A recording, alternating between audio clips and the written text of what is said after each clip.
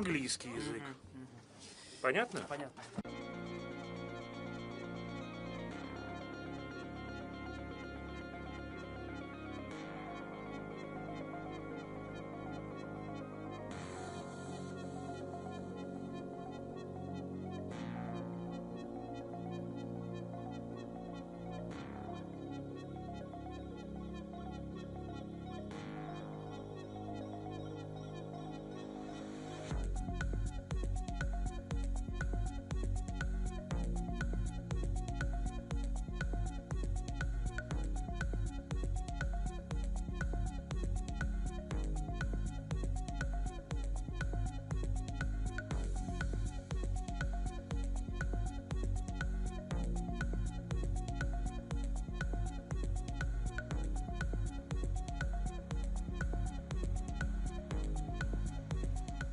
Уважаемые участники Петербургского международного экономического форума, просим вас занять свои места, отключить мобильные телефоны и вспышки фотокамер. Пленарное заседание начинается. Dear participants of the St. Petersburg International Economic Forum, you are kindly requested to take your seats, switch off your mobile phones and disable the flash on your cameras. The plenary session is starting now.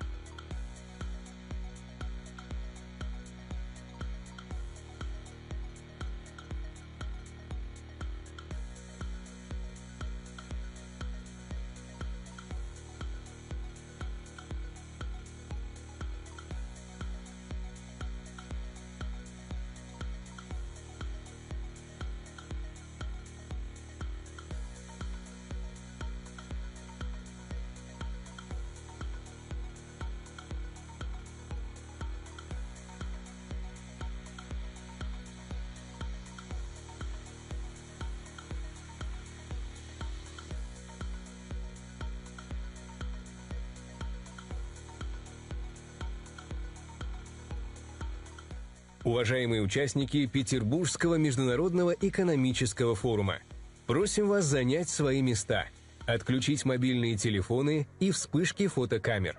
Пленарное заседание начинается. Dear participants of the St. Petersburg International Economic Forum, you are kindly requested to take your seats, switch off your mobile phones, and disable the flash on your cameras. The plenary session is starting now.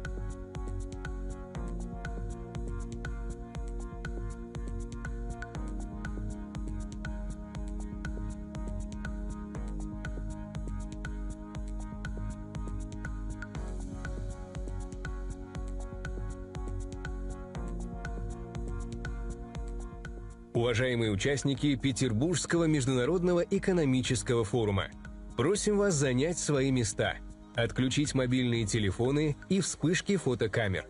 Пленарное заседание начинается. Dear participants of the St. Petersburg International Economic Forum, you are kindly requested to take your seats, switch off your mobile phones, and disable the flash on your cameras. The plenary session is starting now.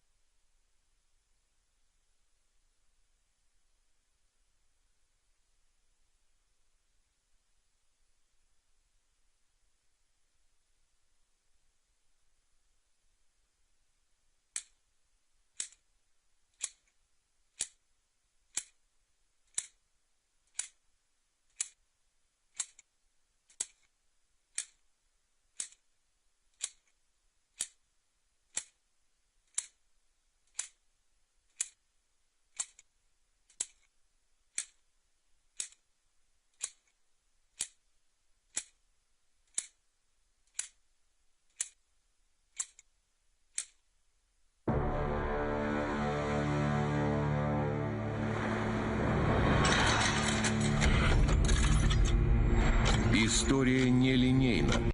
History is non-linear. It knows moments when humanity stood in silence before a choice: war or peace, separation or cooperation, chaos or stability. 1780. America and Europe are undergoing turbulence. There's the war of independence going on in the US, but Russia changes the rules. Catherine the Great takes the declaration of armed neutrality to protect neutral navigation. For the first time in history, law prevails over arms, order over chaos. 1942, the world is facing a lethal threat. Two systems are in opposition, but pragmatism prevails. The USSR, the UK, China, the USA enter into an anti-Hitler coalition because serious challenges require union. 2015, Syria is on the brink of collapse. It seemed Libya and Iraq would be repeated here, but Russia proposes the Astana dialogue, bringing together at the negotiating table irreconcilable enemies. The threat of terrorism has been ended. Right now, the world is entering the era of irreversible changes, fight for resources, conflict, opposition.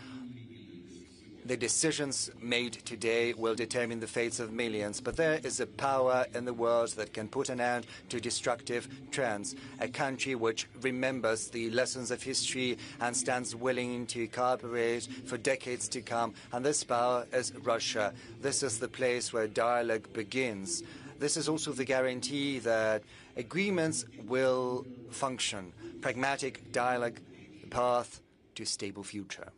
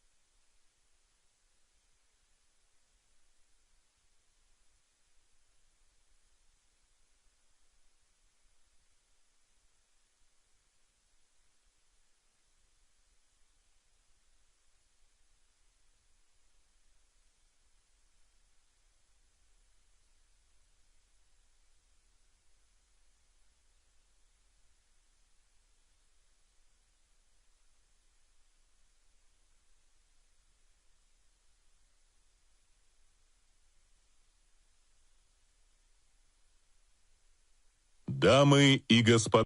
Ladies, gentlemen, President of the Russian Federation, Vladimir Putin. President of the United Republic of Tanzania, Samia Suluhu Hassan. President of the Republic of Uzbekistan, Shavkat Mirziyoyev. Vice President of the People's Republic of China, Han Zheng. Moderator of the plenary session, Gita Mohan.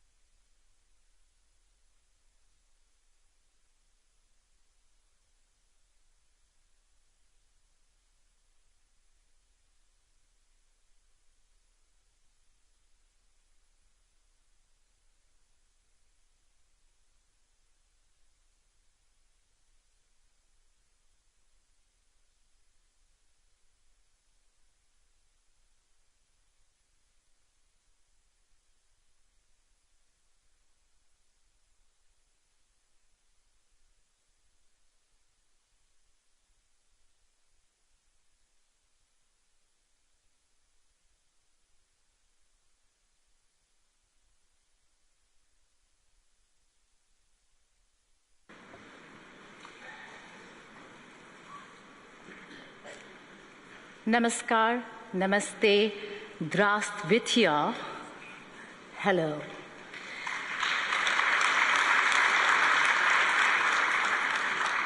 Excellencies, distinguished guests, and friends, it is a privilege to welcome you to this very important conversation at a time when the world is clearly standing at an inflection point. For decades, the global economic order was shaped by a few powerful capitals, a few dominant institutions, and a few accepted rules of engagement. But a new global economic order and architecture is emerging, one that is more diverse, more contested, of course, but also more representative. The countries on the stage reflect that shift. We have Russia, a major power at the center of today's geopolitical realignment. China, one of the world's largest economies and a defining force when it comes to AI, trade, and infrastructure. We also have Uzbekistan, representing the rise of Central Asia and as a region of energy, connectivity, and geostrategic opportunity. And then we have Tanzania, an important African voice led by one of the most significant women leaders of our time.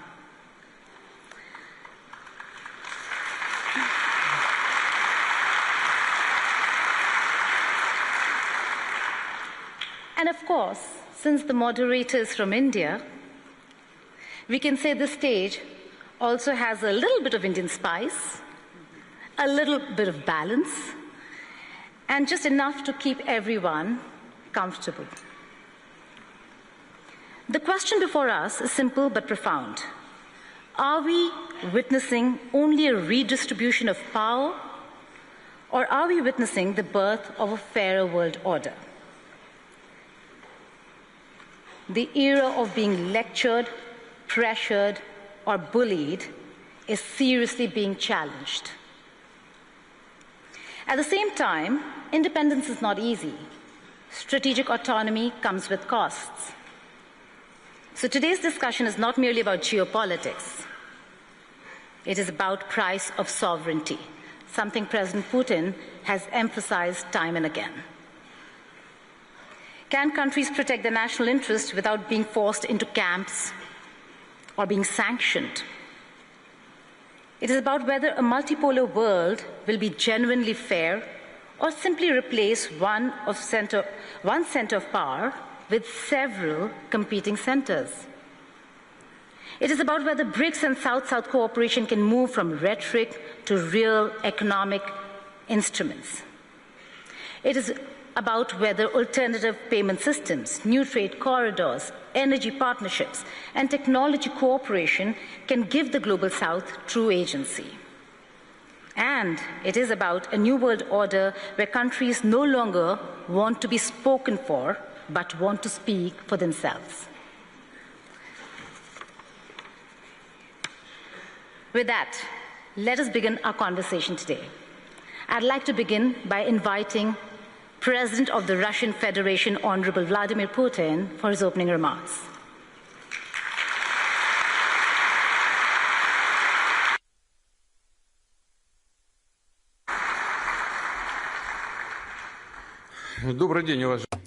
Good afternoon, ladies, gentlemen, President Mirziyoyev, President Samir Suluhu Hassan, Vice President Hang Zheng, ladies, gentlemen, it is an immense pleasure to see this august assembly, this room packed with people. President Mirziyoyev and I have just exchanged our views, and he said the room is packed, which is testimony to the interest caused by the St. Petersburg International Economic Forum. And I would like to welcome all the participants and guests here. Russia and St. Petersburg once again host leaders of companies, businessmen, experts this year from more than 130 countries with a view to building business contacts and creating new contacts. Our moderator has just given us a very high bar to which we should rise up, and I'm going to talk about. But before we came here, she said that the atmosphere is very good, and it was thanks to the organizers. So at the outset, I would like to thank the organizers of this forum, everyone who participated in the organization process. Thank you.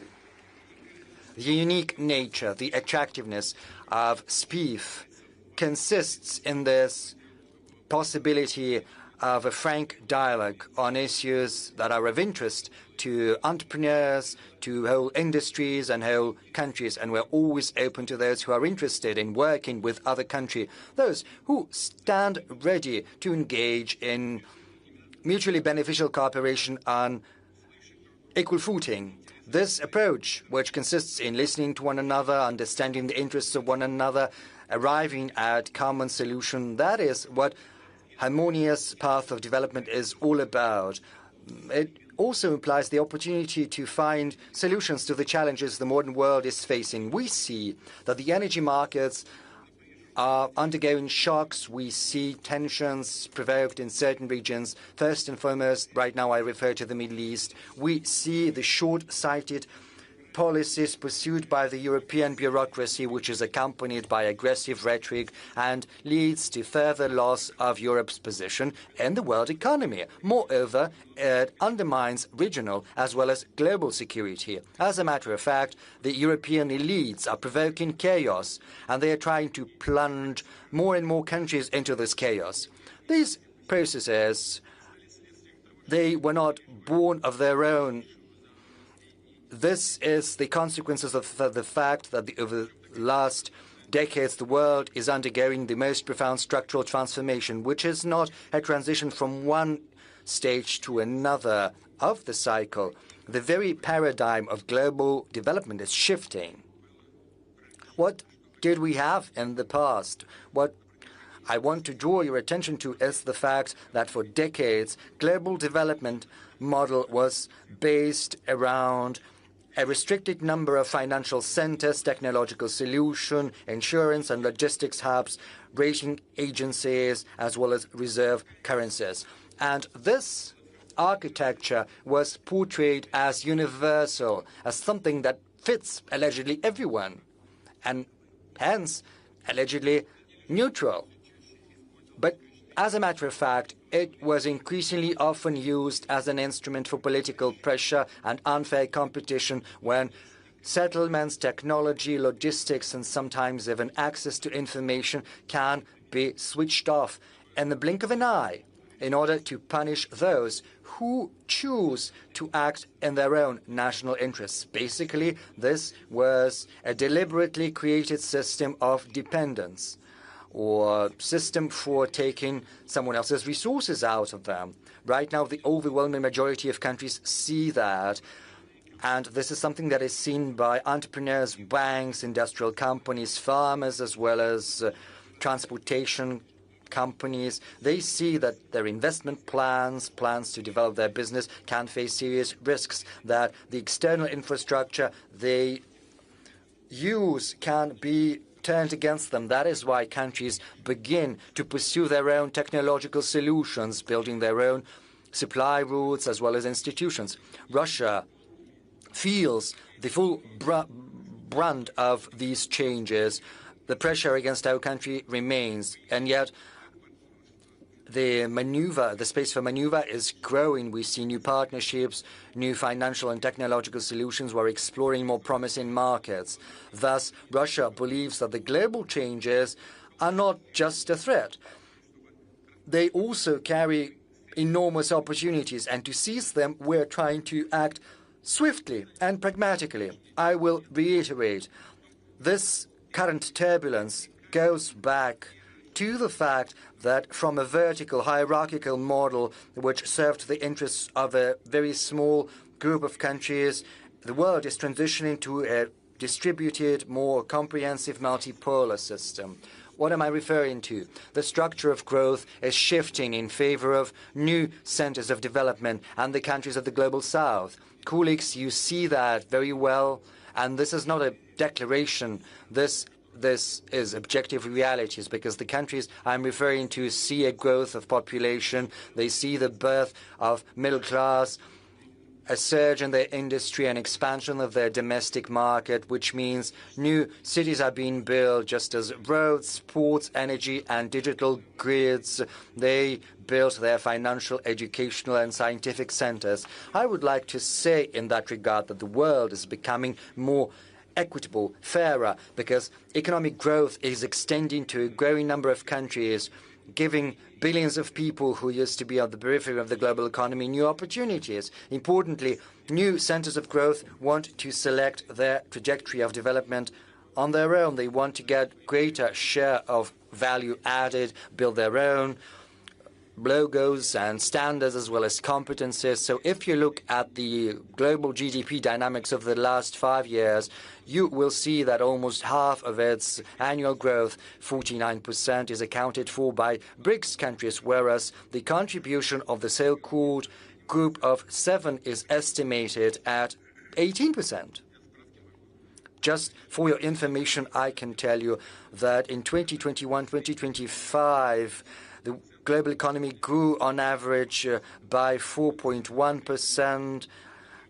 Annually, 2% accounted for by BRICS and just 0.8% accounted for by the G7. Right now, the share of BRICS in the world GDP based on purchasing power parity stands at 40%, whereas the G7 share is less than 29%. So BRICS has already overtaken the G7, and it did so back in 2020, but this gap is increasing. this gap is expected to grow in favor of BRICS. But what are the sources explaining this process? This is due to the fact that BRICS is going to grow at a steadily greater pace. The pace is greater right now, but this trend is going to persist. The G7 is going to grow at best by 1.1% per year, whereas BRICS nations are going to grow by more than 4%. Colleagues, we are not the ones who say that. This is the World Bank and the IMF that are saying that. International institutions have to state this. Of course, it is more interesting to go there where the development is more dynamic. There is a possibility for building your production and selling your products, and that is why the center of the global trade as well as the financial system is going to shift. It is already shifting, and this trend is going to persist. For many years, most flows of trade, capital, and information were going through a handful of Western infrastructure hubs. Even when a good was flowing from one Eurasian country to another Eurasian country, the settlements, logistics, insurance, arbitration were all based on the institutions of third countries, which generated additional costs and created political dependence. Right now, international trade is becoming increasingly efficient. We see growth of supplies without intermediaries. Settlements in national currencies are expanding. New corridors are being set up. In Eurasia, I refer to North-South corridor, Trans-Arctic transportation route, as well as links via the Caspian Sea, Central Asia, the Black Sea, and the Middle East. All of these projects and logistics routes are the emblem of modern development as well as future development. To cite an example and to show that the global trade system ceases to be centered around the West, I can say that over the last 25 years, BRICS' share in the world trade in goods has more than doubled. Last year, BRICS accounted for almost 25% of the world export, and this indicator continues to grow steadily, inexorably, just as intra-BRICS trade is growing, and it has exceeded $1 trillion per annum. A special role is taken on by the connected countries that are linking together markets, technologies, financial flows, and the culture of doing business. And I'm not just referring to simple transit, carrying goods over a certain territory. The most important thing is to ensure trust, logistics, settlements, legal clarity, and technological compatibility. And this panel discussion is attended by the President of the Republic of Uzbekistan, whom I would like to welcome once again. I would like to thank you for being here with us on this panel. You are at the helm of the country, which is one of the centers of economic growth. Uzbekistan's population is growing rapidly.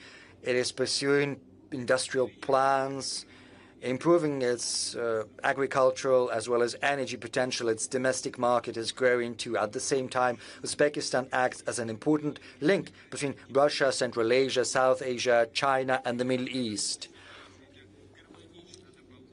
When your individual development is harmoniously complemented by advantages of links to other centers of multipolar world, well, these examples are going to be increasingly numerous, and this fully applies to another guest of ours from Tanzania.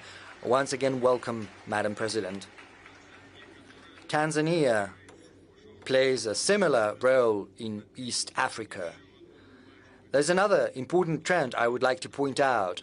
The global trade architecture is drifting away from its original principles of the World Trade Organization. Starting from the beginning of the 21st century, the number of bilateral, regional, as well as mega-regional trade arrangements has more than quadrupled. Why is this happening? The erosion of the World Trade Organization was set off by the very authors of these organizations, the Western nations to be more precise. When it benefited them, they promoted the WTO. WTO. They invited other countries to join. But once the West started to lose in this competition, universal common rules for the trade introduced by the WTO lost their interests to them. They became more of a burden. And that is when they turned to unilateral restrictions and so-called sanctions, and thus the Western countries basically switched off the WTO mechanisms, undermining trust in them. And once there is no trust, the institution can no longer function properly. And that means the businesses, the countries will have to find another solution, and they are doing that in the form of bilateral as well as multilateral trade arrangements. I said that before, sanctions and basically the theft of Russia's international reserves has had an irreversible effect on the positions of the world currencies, namely the US dollar and euro. This is an evident fact we have to recognize. Right now, all countries without exception, and I would like to underscore that, just as Russia can instantaneously lose access to their legitimate assets denominated in USD or euro, they can also lose access to the Western financial and payment infrastructure. You and we understand that this is all about unfair competition. There can be different pretexts to start that, and they will always find something. In our case, this is the conflict in Ukraine. This can also be the conflict in the Middle East, conflicts in Africa, or the attitude towards the LGBT community. You can find fault with anything,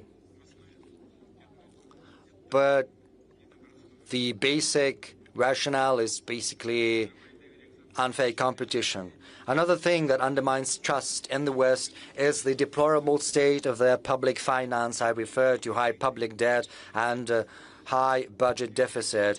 The Eurozone public debt rose to 81.7% of the GDP in 2025.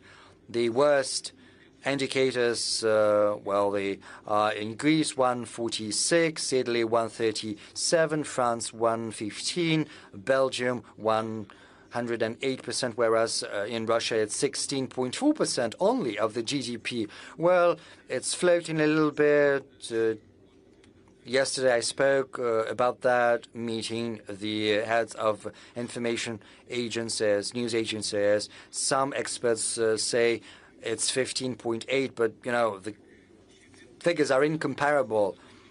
The deficit of the euro budget in 2021 stands at 3.1% of the GDP. Poland has a maximum deficit of 7.3%. Belgium has a deficit of 5.2%. France, the deficit of 5.1%.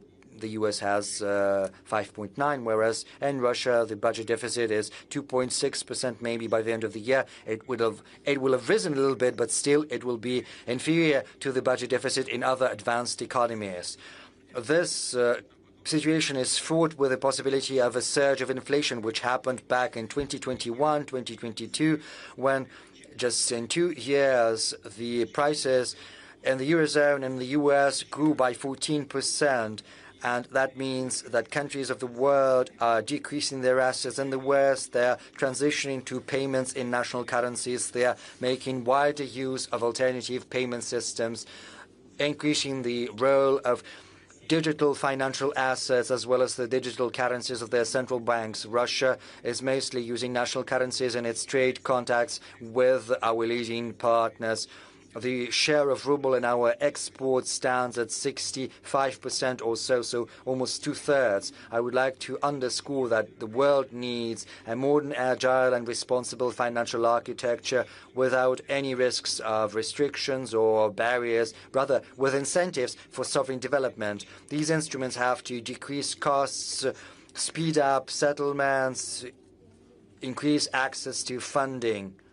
And of course, we have to make sure there is no tax evasion, no fraud, no money laundering. This is something that has to be in our spotlight always. Historically, the West has been seen by other countries as the source of technological development. But right now, we see some fundamental shifts in this context. Over the last 25 years, the BRICS countries have significantly increased their high-tech export. Right now, it has risen to more than one-third of their global supplies, which means that the global technical leadership is shifting. This is a gradual process, and yet it is already ongoing. Now, our strategic partner, China, has most patents in artificial intelligence. Incidentally, Russia also has very good, promising advancements there. Let's give a round of applause to the Vice President of the People's Republic of China, whom we would like to welcome. Another key partner of ours is India, which is one of the leading players in the IT industry. It accounts for a significant share of the global software market. Russia also ranks high in the implementation of digital platforms such as trading marketplaces, solutions in finance and urban services, healthcare, as well as education, which help improve the quality of life of our citizens in Russia and beyond, in dozens of countries where they are vying successfully with similar solutions from abroad. We're also leaders in nuclear. More than 80% of construction processes in NPPs in the world market are conducted with the participation of Rosatom, more than 80%, which is a very significant figure.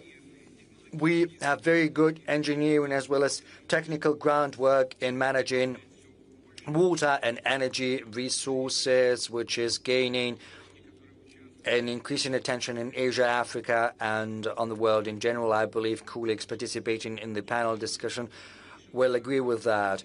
It is evident that the global transformation is mostly due to technical progress. Experts believe there are three key technologies for today and for tomorrow that are capable of transforming the lives of our citizens, how our business is being done, and how the government is operating.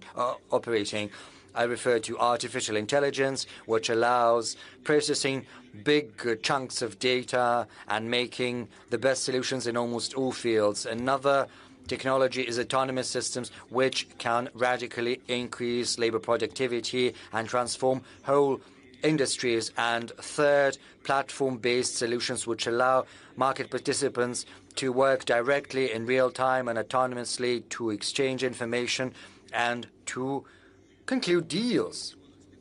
Experts and scientists believe that the countries and groups of countries that have their own set of technologies in AI, autonomous systems, and digital platforms will become centers of sovereignty in a multipolar world. Moreover, without these technologies, real sovereignty is going to be unachievable. I would like to underscore the technological base is of paramount importance to countries with big population, vast territories, and unique cultures. These countries can't act as simply consumers of solutions offered by someone else. Otherwise, they risk becoming subject to foreign control via foreign platforms. And the question is how these platforms are going to be used. So big countries, true civilizations, are facing a historical choice. Either they come up with their own platforms and technological systems, or they are relegated to the digital periphery. And one should not be laboring under any delusion. First, foreign services can be very convenient, but then, sooner or later, you will see what the price of this dependence is gonna be. Russia has learned its lesson. We saw that certain suppliers of software left the market. We saw payments blocked. We saw how politics interferes within commercial relations. That is why we're going to strengthen our critical infrastructure, and we will only cooperate and interact with those partners that honor mutual reciprocal obligations and commitments. We have this experience with the People's Republic of China for many years. China is Russia's strategic partner, a genuine one. Our economic cooperation covers almost all fields, from high-tech to transport to mechanical engineering to energy. Distinguished friends, as I said, the global leadership in the world economic ties is conditional on whether the country can ensure its own sovereignty.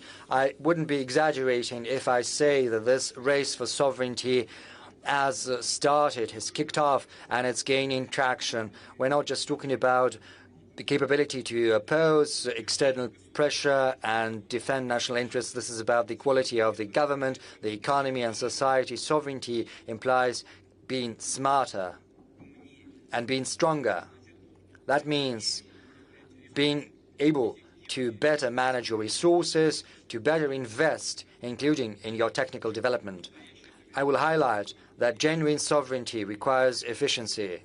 We can't say that we are sovereign, and that is why we can afford to be expensive, slow, and inconvenient. Quite the contrary.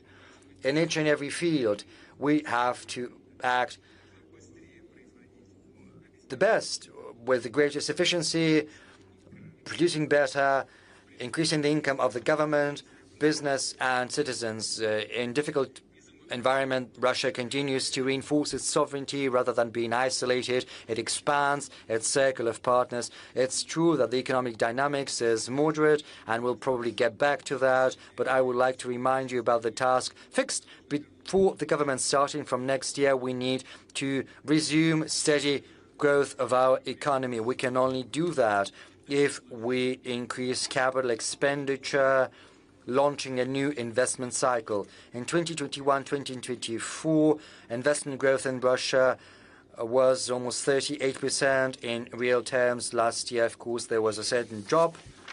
I would like to draw your attention to the following fact. The launch of the new investment cycle is the key task of the economic authorities, whereas growing the investments is the most important KPI. It's important that economic growth should be well balanced. It should be based on domestic demand and combined with further reductions in inflation. And inflation has slowed down significantly, and it keeps going down. I think I mentioned that inflation in this year is expected to be around 5.2%. Colleagues and I are in regular discussions about the economic agenda, and I would like to point out that the industrial output, the GDP, and consumer activity in Russia, all of that is now in the black. In April, industrial production in Russia grew, despite all the problems that we have been facing. I think we will face questions about that today too, but at least in April, industrial production in our country grew by 1.9%, including the processing industry by 3.1%, while the retail volume of trade increased by 6.5%. In April this year, the GDP grew by 1.3%, and in January to April this year, the GDP grew by yet another 0.2%. Here's what I would like to say. We do hear certain criticisms from all parts saying that we're going down. Yes, we have gone down to the exact level where the countries of the Eurozone have been for the past many years. The most important factor is that we have preserved the foundations of our macroeconomic policy, and I am sure that we will keep moving forward and upwards, and we must reinforce these trends. And the positions, the standing of our country in the world and our sovereignty must become ever stronger. Therefore, I would like to share certain ideas about what kind of sovereignty we require. Firstly, as stated previously, a sovereign economy is based on end-to-end integration of technologies, the use of advanced solutions, which simplify the work of businesses and automate numerous processes, and thereby assist us in increasing productivity and the economic efficiency in general. This is especially relevant in the areas of defense and security. Russia is showing good results in the integration of digital platforms in all the areas of our economy. Speaking of e-commerce, we see about a 30% growth a year in this field. Our country is one of the global leaders in this area. This shows the quality of Russia's digital platforms that bring benefits to the Russian producers and foreign suppliers as well. Today, I mentioned our friends and partners from the Republic of Uzbekistan. I will give you an example. The volume of trade in Uzbekistani goods using the Wildberries platform alone in 2023 amounted to $418 million. That was in 2023. In 2025, it amounted to almost $1.5 billion, potentially reaching more than $2 billion this year. What does this mean? The producers of various kinds of goods, including small and medium-sized enterprises and producers, use this platform to access the Russian market. And more than just the Russian market, they have access to other markets as well. And the volumes keep growing. And the people work more efficiently and make more money. Small and medium-sized enterprises are developing.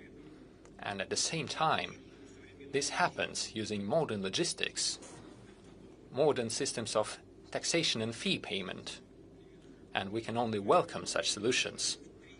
The volume has already grown by 3.5 times and continues to rise, thanks to access to all the consumers on the Eurasian economic space, and access to the partner countries, for example, in the dynamic African continent. This is also what we see using our platforms. Today, this Russian platform opens opportunities for businesses to reach more than 500 million potential customers across the world, and the numbers keep growing.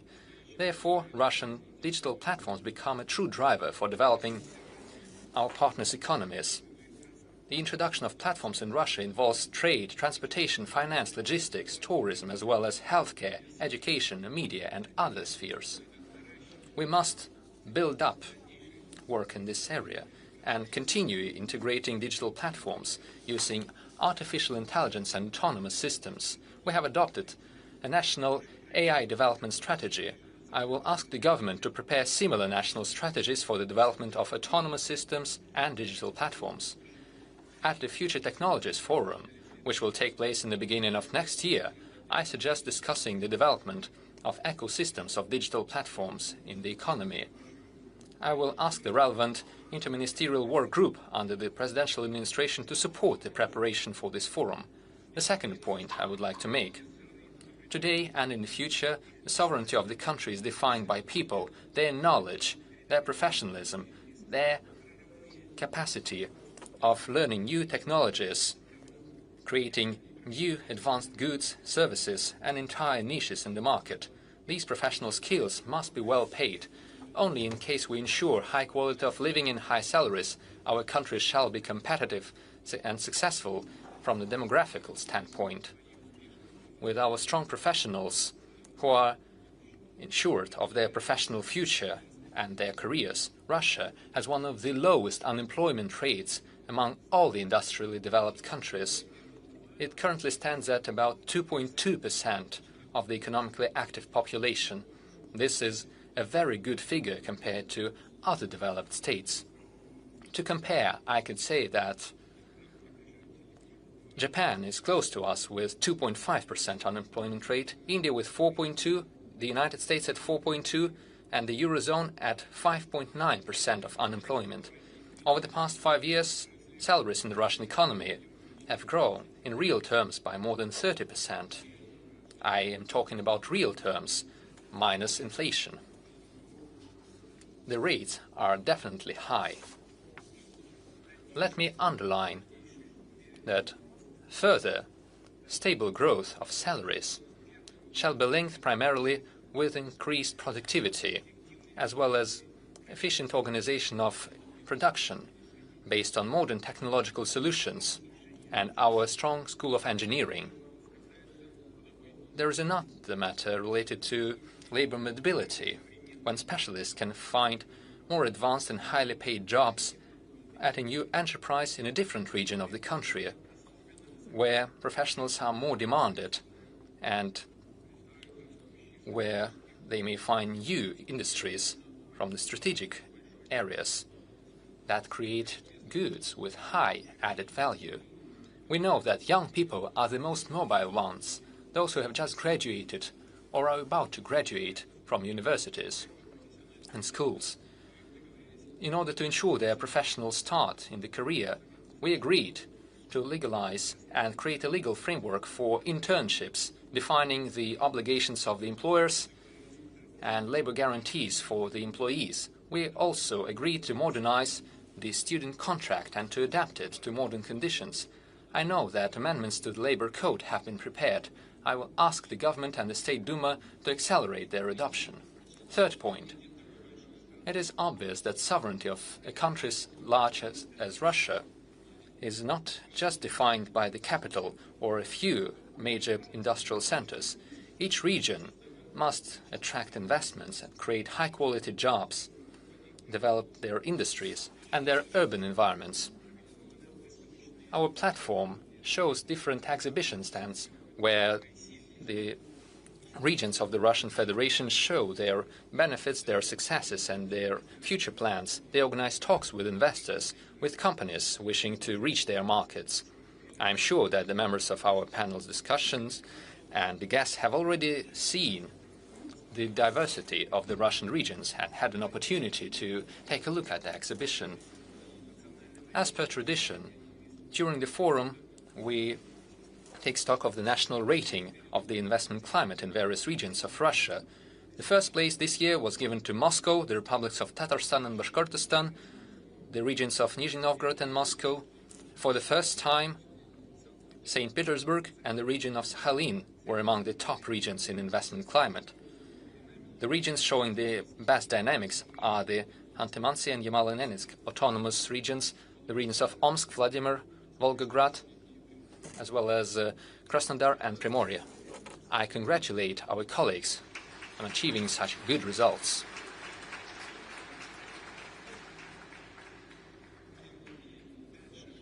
We shall continue providing the necessary financial support to the regions, including using the infrastructural budget loans.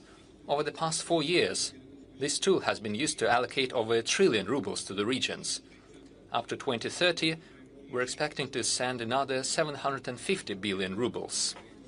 At the same time, we cancelled the debts of the regions on budgetary loans. Over the past 2 years, this amounted to almost 440 billion rubles, and this year we will postpone the payment of such debts by over 100 billion rubles.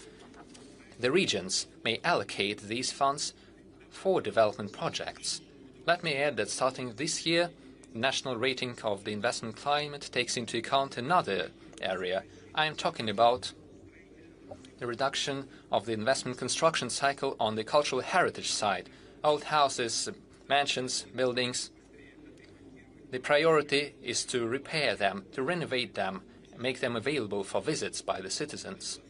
This is especially relevant for the cities of central Russia, for our tourist points of attraction, including those on the world-renowned route of the Golden Ring.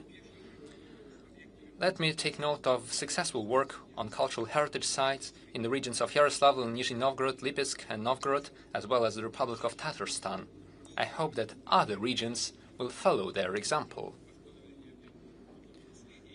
Speaking of the restoration of cultural heritage site and speaking of development of the regions of our country, it is important to use the capacity of our business partners, major enterprises playing a defining role in the economies of certain regions. A decision has been taken to prepare mechanisms for the involvement of such enterprises in the construction sphere, in the construction of social infrastructure, kindergartens, schools, hospitals and clinics. I will ask them to finish this work in the shortest terms. We have agreed that major state companies and corporations shall move from Moscow to the regions in order to decrease the load on Moscow and give a new push to the development of businesses in the regions, to increase their revenues and to create new jobs. Mr. Sobyanin, this wouldn't hurt Moscow, I believe. We have positive examples of such relocations of major enterprises like the Roshydro Company and PSB Bank. The United Engine Construction Corporation has also taken similar decisions. The Russian railroad company is finalizing such steps, and other railroad construction companies are also considering such decisions. I understand the difficulties related to the relocation of companies, but we need to be more active in such efforts. Furthermore, modern entrepreneurship is not only about business development. This is a truly creative work, which creates a more comfortable urban environment and entire new cities which are comfortable and attractive for life. We have such examples. I believe it is important to support initiatives of private investors to give them more creative freedom using new economic and constructive solutions, to connect high-tech investments, tourism, culture, creative solutions and local identity as part of the special legal regime. We also need to consider the possibility of collective investment into urban environment projects. I'm talking about the mechanisms that would allow the citizens to be directly involved in the development of their own region or their village, to invest into the improvement of the places where they live. I ask the government, together with the Institutes of Development and the Strategic Initiative Agency, to establish the legal framework for that. The next point, a strong sovereign dynamic economy means more private initiatives. It is the entrepreneurs and companies who establish new market niches, produce new goods and services, and stimulate employment. To ensure high business activity, we need predictability and stability of the investment climate. Business shall clearly understand the taxation system, the tariffs, the regulations, the measures and mechanisms of support by the state. In general, they must understand the working conditions for years to come. We have already fine-tuned the taxation system, and we have created the system of supporting investments at the federal and regional level. We cooperate with the business community, and we have prepared a national model of target conditions for doing business. I'm talking about specific steps to simplify registration of companies and for filing financial and taxation reports. We shall continue such work, making it more comfortable, to connect companies to the infrastructure, to improve the efficiency of law application and so on. Let me emphasize that the national model must bring tangible results for businesses and for entrepreneurs. I will say a couple of words about the systemic work with small and medium-sized enterprises. We have done a lot to make sure that the young entrepreneurs can easily start a new business, start their production and provide highly demanded services for the population. As businesses grow and develop, sometimes there are certain organizational difficulties and additional financial burdens, and not every entrepreneur is ready to deal with them. We must minimize such costs and ensure a seamless transition of businesses to the higher category, including using ready-made digital solutions and individual support and assistance. I ask the government, together with the Web Bank and with the business communities, to prepare a concept for a smooth transition for growing businesses, which would encompass all the stages from self-employment to individual entrepreneurship and then to an enterprise with all the boons of corporate management. And we must take into account the transition of the economy to greater use of digital platforms. Let me point out the following. This topic has been in the center of discussions, as I know. Starting from this year, the revenue threshold for the application of simplified taxation system has been reduced. It currently sits at 20 million rubles, going down next year to 15 million rubles and down to 10 million in another year. We have discussed this issue with the business community in great detail, as well as with the chair of the government of the Russian Federation. I believe it is possible to postpone the further reductions of the threshold of revenue.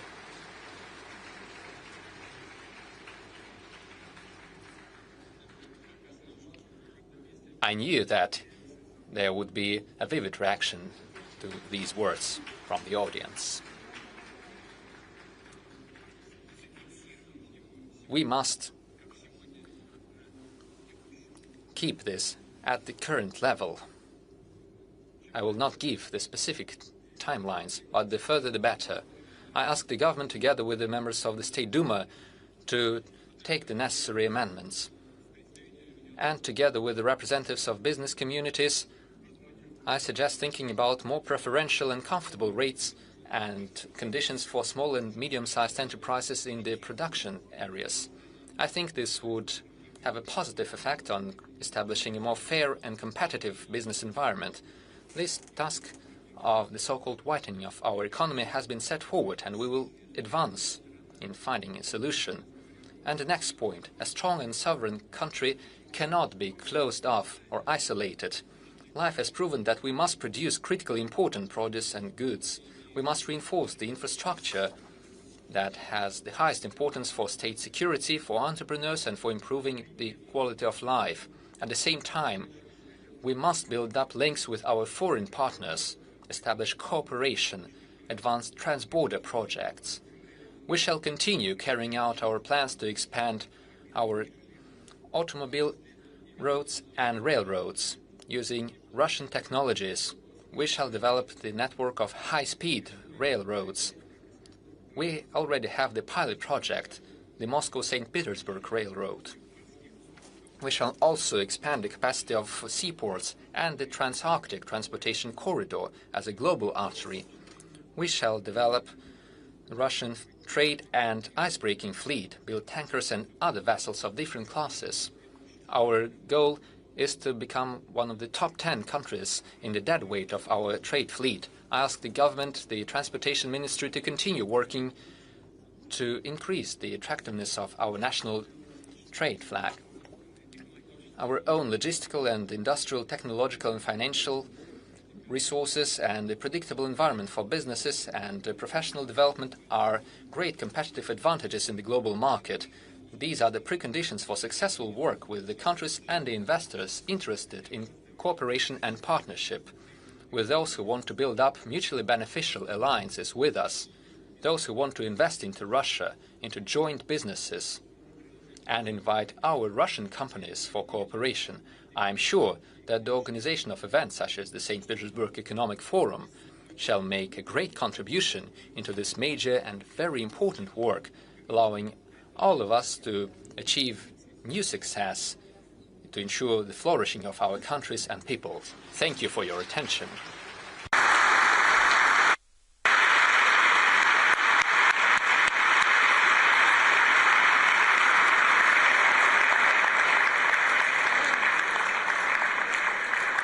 Thank you so much, President, sir, for setting the tone and tenor of the conversation that we'll be having. But before we go further, let me invite the President of the Republic of Uzbekistan, Honorable Shavkat Mirziyoyev. Thank you so much, sir. Please.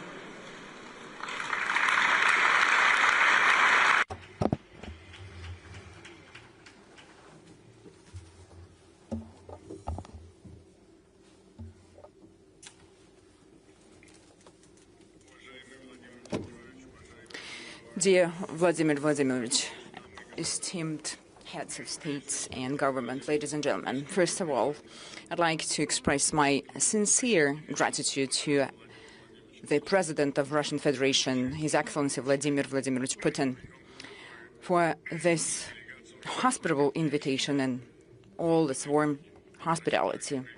And we all feel it here in St. Petersburg. I would also like to welcome Her Excellency, the President of Tanzania, Madam Samia Suluhu Hassan, and His Excellency Mr. Han Zheng, the Vice President of the People's Republic of China. It is a great honor for me to participate in the St. Petersburg International Economic Forum, which over the course of its 30-year history has become one of the most prestigious and sought-after platforms for discussing the key matters on the global agenda. I am delighted to be back in St. Petersburg, the cultural capital of Russia, a city with a special history linked to Uzbekistan, spiritual closeness and human destinies. That's the connection we have. During the harsh war years, many Uzbek people participated in the defense of Leningrad, while Tashkent sheltered more than 1.5 million evacuated children, women, and elderly people. The memory remains part of our shared moral fabric, the memory of the victory we share.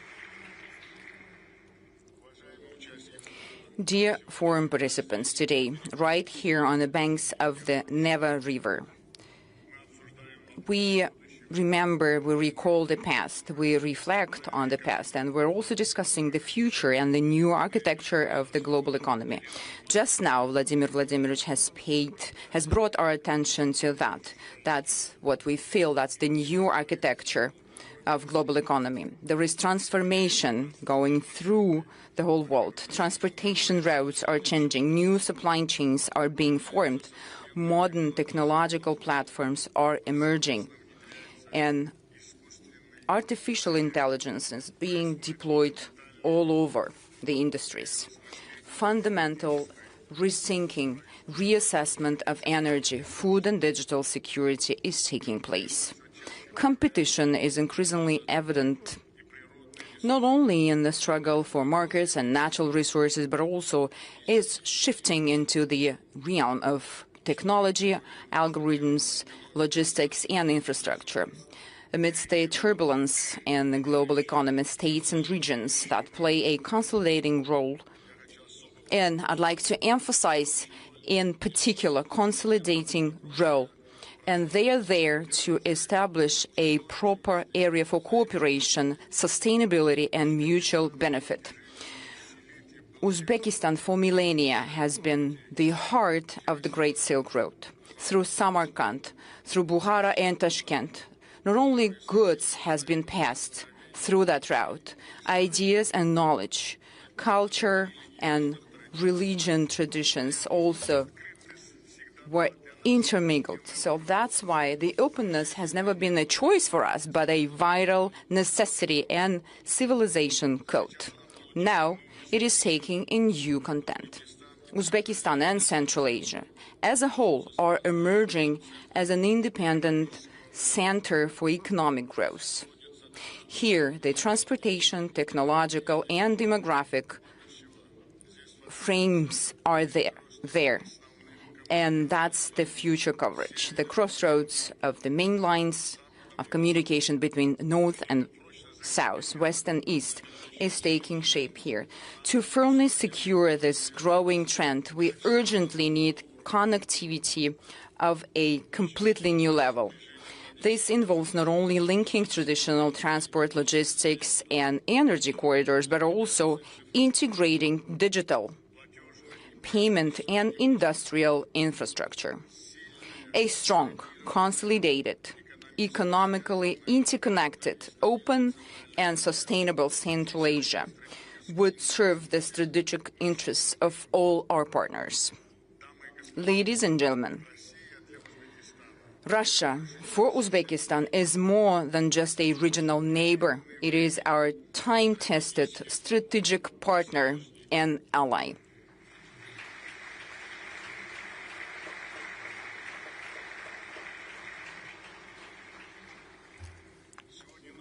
Today, our relations have entered a new era. Our cooperation has become multi-level, multifaceted. We've progressed from just simple trade in goods and commodities to complex industrial chains, technological alliances, joint engineering, and localized production. According to our statistics, mutual trade turnover has more than tripled over the recent 10 years, rising from $4 to $13 billion. The current portfolio of joint projects with Russia exceeds $50 billion. Trade and economic cooperation between the regions of our two countries is steadily expanding. Our main partners are involved completely, Moscow and St. Petersburg, the Moscow and Leningrad regions, Tatarstan and Bashkortostan, the Krasnoyarsk and Perm Krai, and those are actively involved in the processes, which are also representing other Russian regions. The value of the interregional projects that they are implementing amount $5 billion with an additional investment package of $5 billion in the pipeline. The cooperation encompasses all key industries, including energy, chemicals, and petrochemicals, mechanical engineering, agriculture, logistics, textile, food industry, and many other sectors. Among these, the joint industrial park in 5 regions of the Republic of Uzbekistan, and that gives strong results for our joint efforts. So the establishment of rail car manufacturing cluster in Tashkent deserves special attention. I'd also like to focus on the energy sector. Through investment projects, including those involving Russian partners, we've increased our electricity production by 1.5 times, from 58 up to 87 billion kilowatt hours. We plan on increasing generation up to 120 billion kilowatts by 2030, 54% of which will come from renewable energy sources. Our capacity will also be enhanced with the commissioning of the first hybrid nuclear power plant in Uzbekistan, with the great involvement of Russian Federation. Well, yesterday you were witnessing, we participated together with His Excellency Mr. Vladimir Putin. We've attended the first concrete pouring ceremony for the construction of the first nuclear power plant. For us, it's a long-term development project. We also develop our new School of Engineering. We adopt advanced technologies. We also intend to collaborate in other areas of the peaceful use of atomic energy, such as medicine, agriculture, industry, and science. Dear friends, under current conditions and circumstances, technological and industrial cooperation between Uzbekistan and Russia should not be confined to bilateral level only. We are focusing on broader areas of cooperation, spanning industrial potential, resources, markets, and expertise. Therefore, we are initiating the formation of a Eurasian technological industrialization belt. This is an interconnected system of industrial and technological clusters united by a single digital platform for industrial cooperation. We're talking about creating full-cycle chains from technology development and personnel training to the localization of industrial manufacturing and entering into foreign markets. We propose implementing this initiative on the basis of the already proven platform INNOPROM Central Asia. And I'd like to emphasize here that within this period of time, within these years, we were able to gain great experience of joint efforts. It is held annually in Tashkent. This approach will enable businesses to find partners directly and establish mutually beneficial relationships. Ladies and gentlemen, well, indeed, digitalization is a promising area of cooperation. There is no doubt in that, as it is becoming a new language of economy. While infrastructure used to mean roads, pipelines, and power lines, today it primarily entails digital platforms. They form an entire ecosystem comprising jobs, logistics, payment services, and new export opportunities. Uzbek businesses are actively developing digital solutions and are open to technological partnership with a wide range of countries. For instance, our sales volume has increased 3.5 times over the last few years through Russian marketplaces, and Mr. Putin has mentioned that as well in his welcoming remarks in his address, and I'd like to emphasize that as well. And digital services reaching over $1.5 billion, that's quite strong result, I think, and it's a great perspective for our future cooperation. To deepen our cooperation, we propose creating a joint digital ecosystem. This could initially include aligning regulations for digital trade and urban services, further promoting Uzbek and Russian brands on mutually on mutual platforms, establishing a unified digital employment profile, and developing artificial intelligence-based products. This will open up new markets for businesses and will provide our nationals, our citizens, with additional income opportunities. At the same time, in the pursuit of digitalization, it is important to keep in mind that ultimately the individual human being is at the core of all transformations. Today, Uzbekistan is one of the youngest countries in the world, with more than half of its population being young people. That's not just a statistics. It is the source, the energy for development. It sparks new demand. It is our future. Our task today is not merely to provide young people with modern knowledge, equip them with that. It is also crucial to create an environment, conditions for them, where young people can master advanced skills and realize their potential. Cooperation in education and professional training plays a special role here. Uzbekistan is home to 32 branches of foreign universities.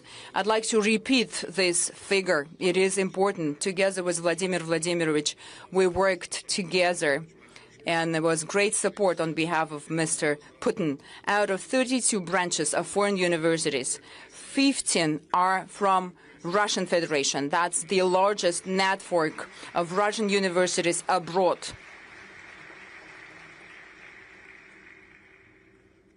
At the same time, vocational education is of a great importance, especially with an emphasis on implementing practice-oriented training programs. We already have some successful examples, such as launching of the first joint engineering schools in Almalyk and Tashkent. Online learning services could be an efficient mechanism for cooperation in this area, as they would enable young people even in the most remote regions to acquire the necessary knowledge. That would fundamentally change the labor mobility model and elevate its organization to a qualitatively new level. So in that regard, we propose creating a joint online platform for human capital development. The platform will link education, professional training, and the labor market. The system could integrate educational programs, language and IT courses, support for young entrepreneurs, and access to employers. For the youth, it will be a clear pathway into new economy. For businesses, it will be a great access to a pool of trained specialists. For universities and colleges, well, they will benefit from connection to real market demand. For Uzbekistan and Russia, it represents a long-term, and that's the most important thing, investment in our most valuable asset, our people. And if Vladimir Vladimirovich would support me on that, we will task our respective ministries to launch such a platform without any delay. Vladimir Vladimirovich, can we do that? And I would like to highlight tourism as a separate humanitarian foundation for our partnership. This industry is best suited to foster the economy of trust. When people come to Uzbekistan, they experience not only monuments and cities, but also the culture, hospitality, the business environment, and business opportunities. In 2025, we hosted nearly 1 million Russian visitors, and we are ready to welcome even more this year. To this end, we are developing our tourism infrastructures, and not only that, but also creative economy. By 2030, creative economy will account for 5% of our GDP. Thereby, it will become one of the key drivers of economic growth. In order to strengthen cultural and humanitarian dimension of our cooperation, we propose launching the project named From Samarkand to St. Petersburg, and that will be Creative Tourism Corridor.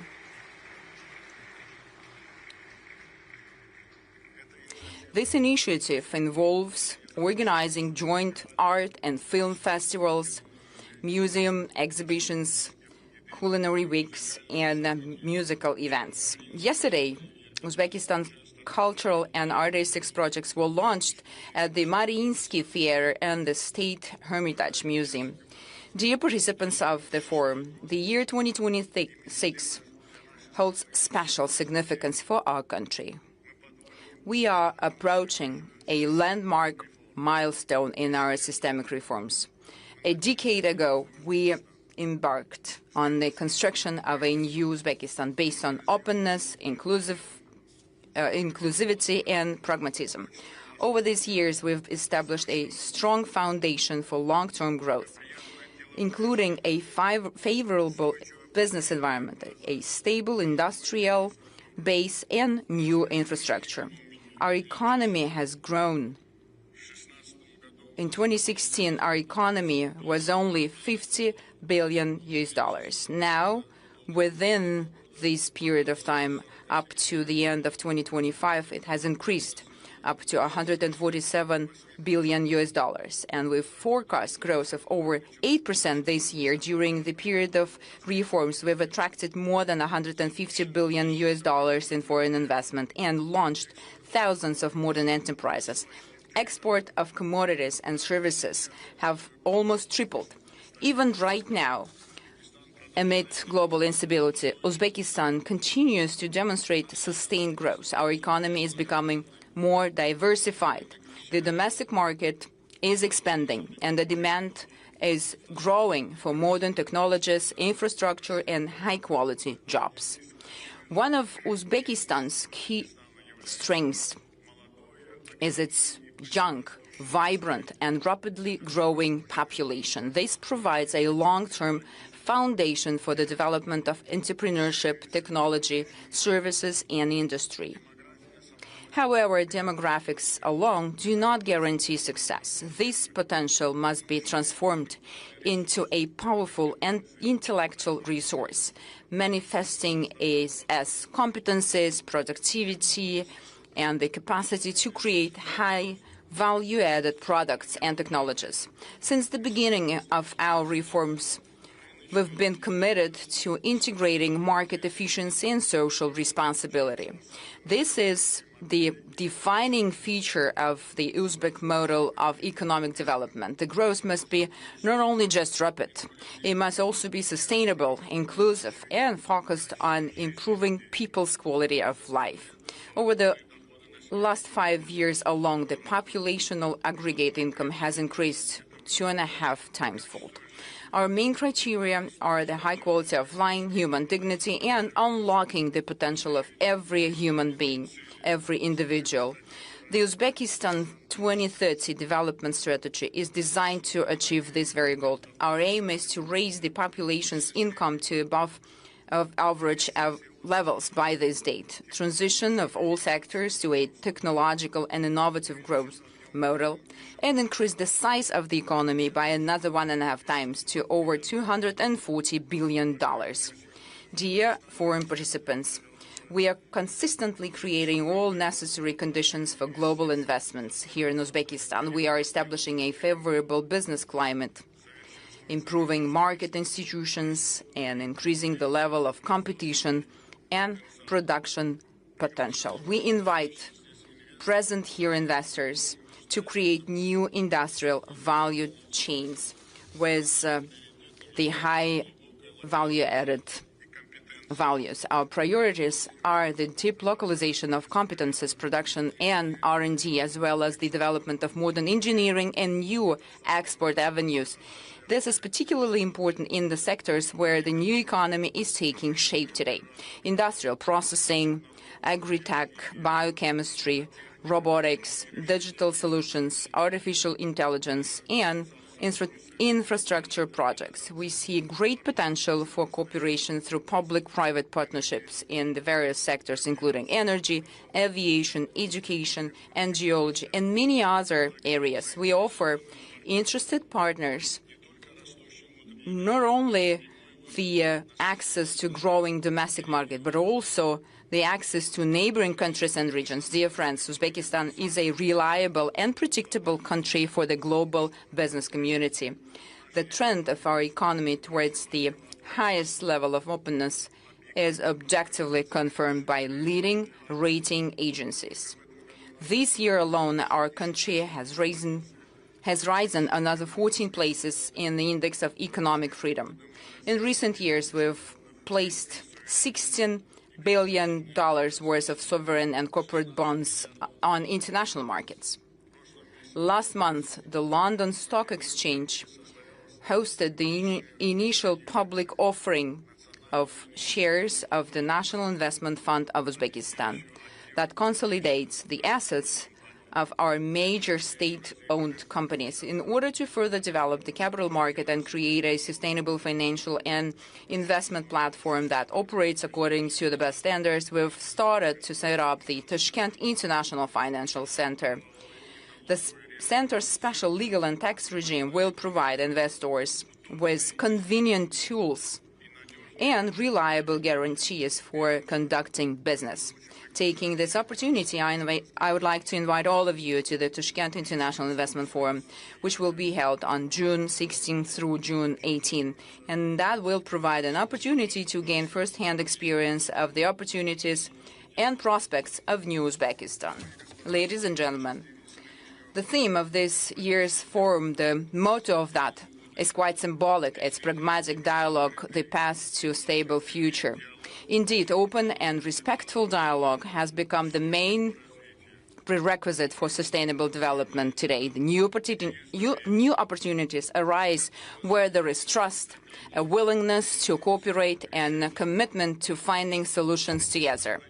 The partnership between Uzbekistan and Russia is a prime example of this kind of interaction. I'd like to once again to express my deepest gratitude to His Excellency, Mr. Vladimir Vladimirovich Putin, the President of the Russian Federation, for the invitation to this major international forum and the opportunity to present the development priorities of New Uzbekistan. In conclusion, I wish all the participants productive work and meaningful exchange of views. Thank you for your attention.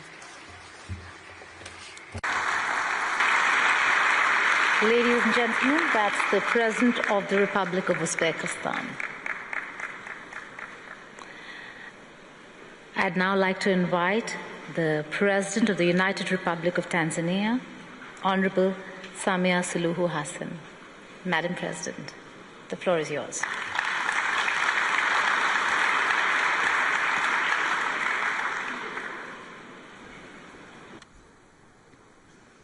Your Excellency, Vladimir Putin, President of the Russian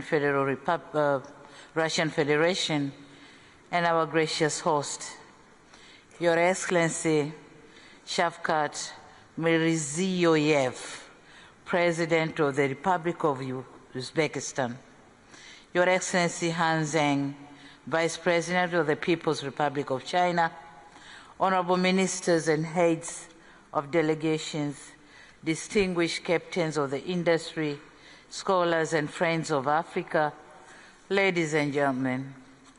At the outset, permit me to convey warm greetings from the fraternal people of the United Republic of Tanzania, greetings from the snow of Mount Kilimanjaro, the highest freestanding mountain in the world. Thank you. Greetings from the great plains of the Serengeti, where the wildebeest migration writes one of nature's oldest and most magnificent stories, and greetings from the Spice Island of Zanzibar.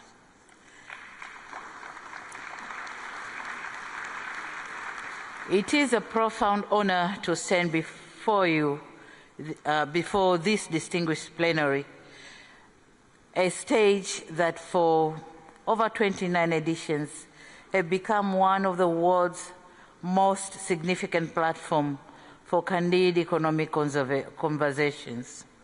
I sincerely reiterate my profound appreciation to our host, His Excellency President Putin, and the people of the Russian Federation for the warm hospitality extended to me and my delegation since our arrival in this magnificent country.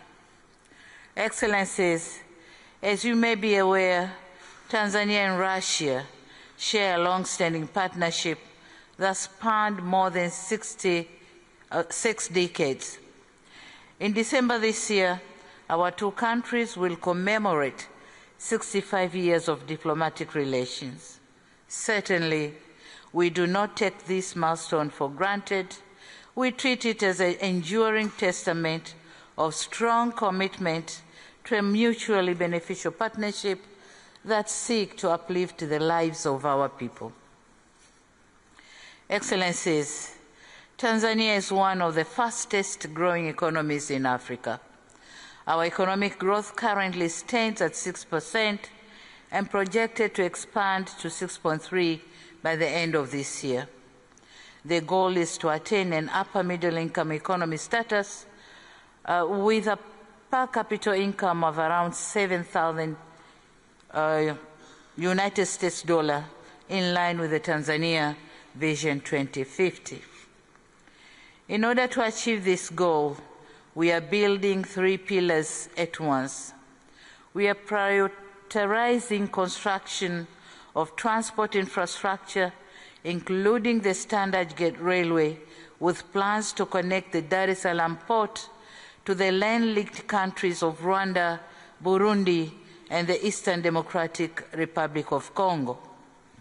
On the same note, the 5-year development plan 2026-2031 outlines plan to extend the railway networks connecting Tanga port at the north of Tanzania to Musoma port in the Lake Victoria, and this is to facilitate transportation facilities in Lake Victoria to the neighboring countries. The Southern Corridor Railway, which is going to connect Tanzania to Malawi and Mozambique, is another railway project. We have successfully completed the construction of the Julius Nyerere hydropower project, which has added more than 2,000 megawatts to our national grids, planned to generate 8,000 megawatts by 2030 and 70,000 megawatts by 2050 are underway. On the other hand, we joined hands with Uganda in implementing the East African oil pipeline that will transport crude oil through our territories to global markets. Similarly, we are expanding the soft infrastructure by increasing the broadband coverage to more than 95%, also building of more data centers and extending cross-border fiber as part of our national ICT broadband project. This project stretches beyond our borders and connects to the neighboring countries of Kenya, Uganda, Rwanda, Burundi, Zambia, Mozambique, and Malawi, positioning Tanzania as a regional digital hub for land-linked countries. Excellencies, allow me now to narrate a thought that I believe deserves a place in this forum. By 2050, 1 in 4 human beings in this planet will be African. Africa will be the only continent on Earth still adding workers to the global labor force on a large scale. Africa will host 9 of the world's 20 fastest growing economies. Africa's middle class will exceed 1 billion people, and the African Continental Free Trade Area, when fully operational, will constitute the largest single market in the world by population. This is not just a forecast, but an arithmetic.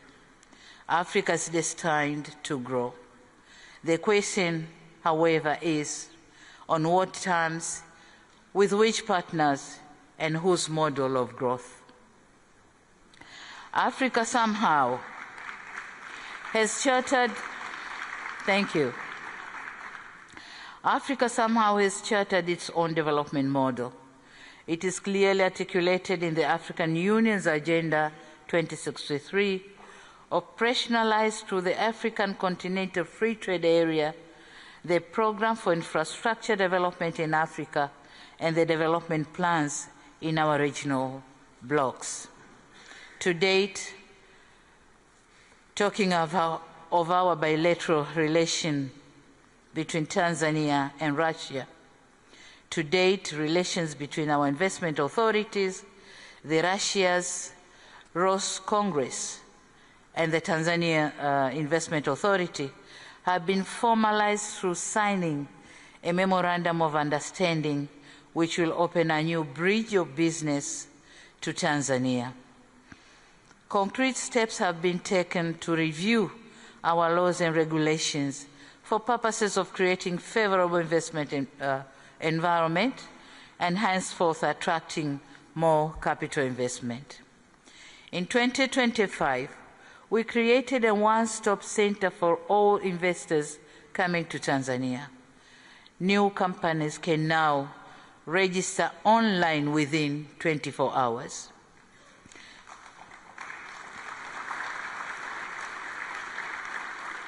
And this has transformed Tanzania into the fastest growing investment destination in Africa, receiving around 12 billion worth of foreign direct investment in 2025 compared to merely 3 billion in 2021.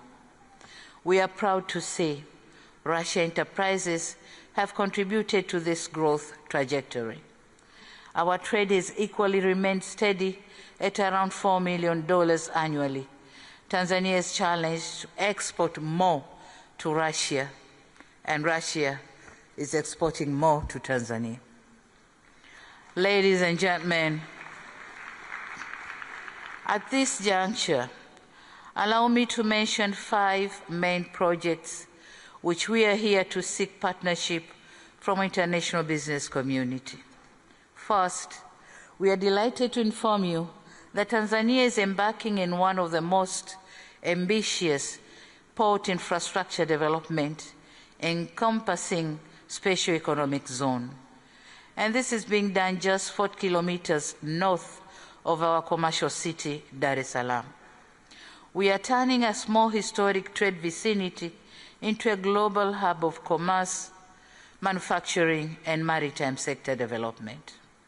The Bagamoyo Special Economic Zone is our #1 flagship project, of which we welcome international enterprises to partner with us. Moreover, we are developing a complex Mangapwani port, transshipment port in our beautiful island of Zanzibar. The visibility studies for both ports are ready, and we are eagerly encouraging partners to join us in investments. Second, on mining and mineral beneficiation, we have endeavored to ensure that the existing wealth of gold, uranium, nickel, graphite, helium, niobium, and other rare earth elements bring us massive economic returns. Our national policy is clear. We intend to move steadily from being a producer of raw materials to a producer of finished products. We invite partners to invest with us in industrial parks that will give a real meaning of mining beneficiation. Third is on tourism. Tanzania is one of the world-renowned tourist destinations. Our remarkable hospitality industry continues to dominate the global tourism platforms.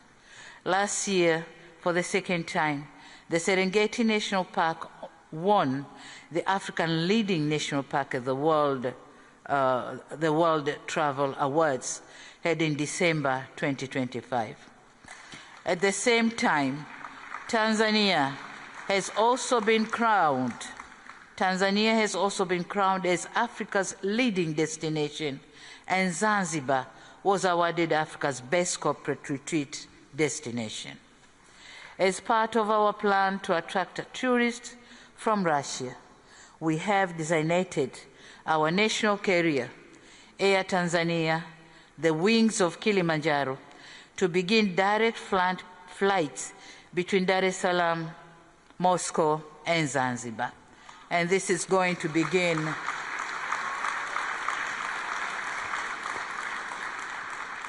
the first flight is expected to be on the 2nd of July this year.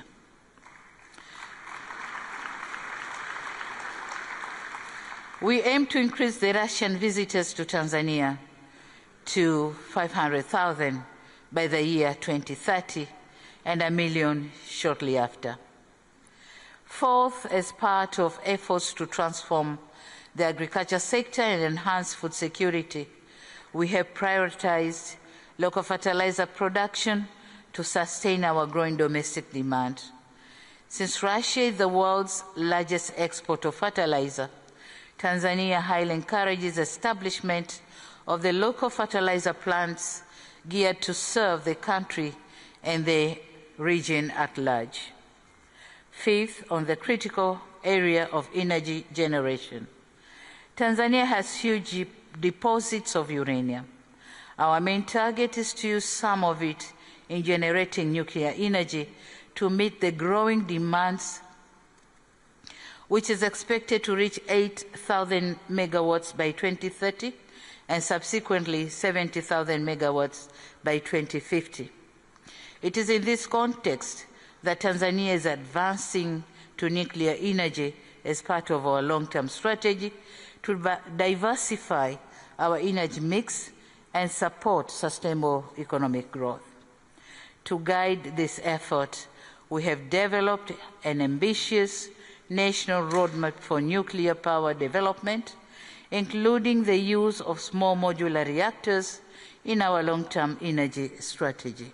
And here, the Rosatom company of Russia has shown great interest, and we are under discussion with them.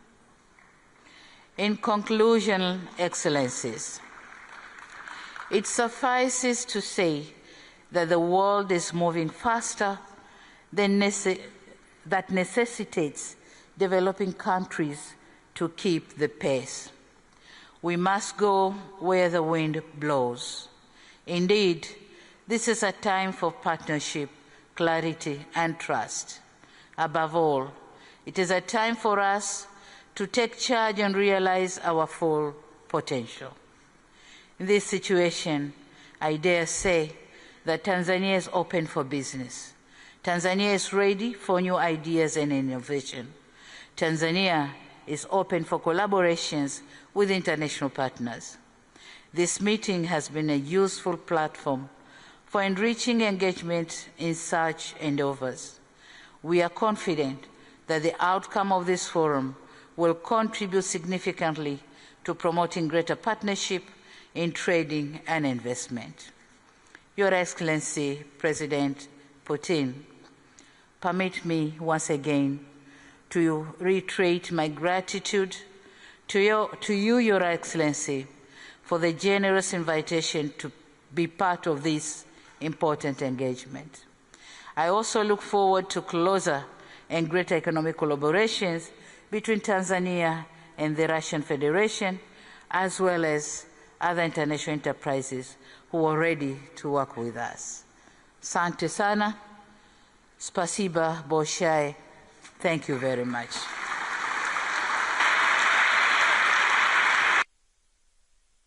Ladies and gentlemen, that was the President of Tanzania. Tanzania is open for business.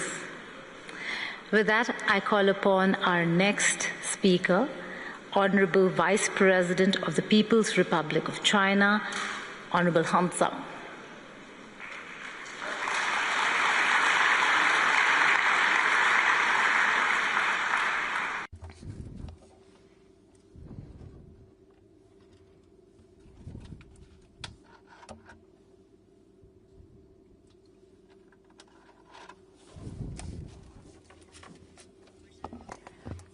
Esteemed President Vladimir Putin, esteemed President of Uzbekistan, President of Tanzania, dear ladies and gentlemen, it is a great honor for me to take part in the 29th St. Petersburg International Economic Forum. The current forum is held under the slogan, the pragmatic dialogue, pathway to a stable future. And this is in line with the efforts of all the countries, especially in the current situations. We are striving for stability, cooperation, and development. This forum is most relevant, and taking this opportunity on behalf of the government of the People's Republic of China, I would like to congratulate you on the successful opening of this forum. In the context of global transformations, we see a deficit of global leadership. In September last year, President Xi Jinping initiated the Global Governance Initiative, which is based on 5 major pillars. This is commitment to sovereignty and equality, international law, implementation of multilateral approaches, human centricity, and results-orientedness. This initiative was widely accepted in over 160 countries and international organizations.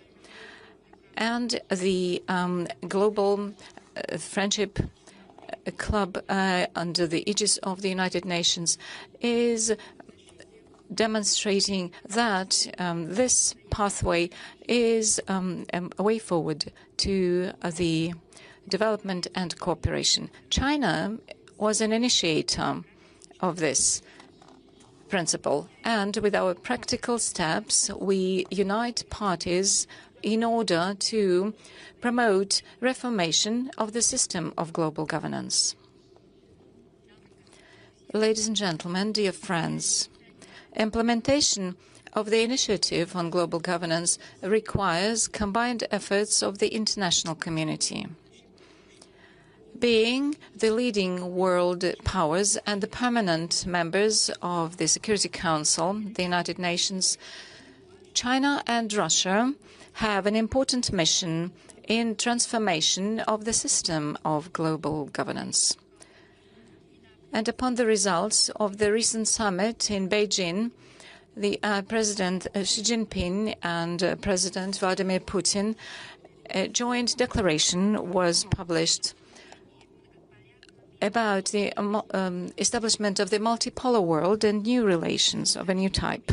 And this document reflects the solid commitment and responsibility of both China and Russia as leading players in promoting a more fair and equitable world governance system. China is ready, together with Russia and other countries, to strengthen cooperation of this, within this initiative on global governance, develop peace where openness, tolerance, equitability, fairness, and mutually beneficial cooperation will be governing. And I would like to share with you the following ideas. First of all, we need to promote the principle of equitable cooperation, and we need to stand for world governance principle on a mutual utilization of resources. In the conditions of protectionism, the world community seeks for valuing major principles and multipolarity factors. We need to follow the genuine multipolar principles, participation of all countries in equal decision-taking and equal participation in global governance.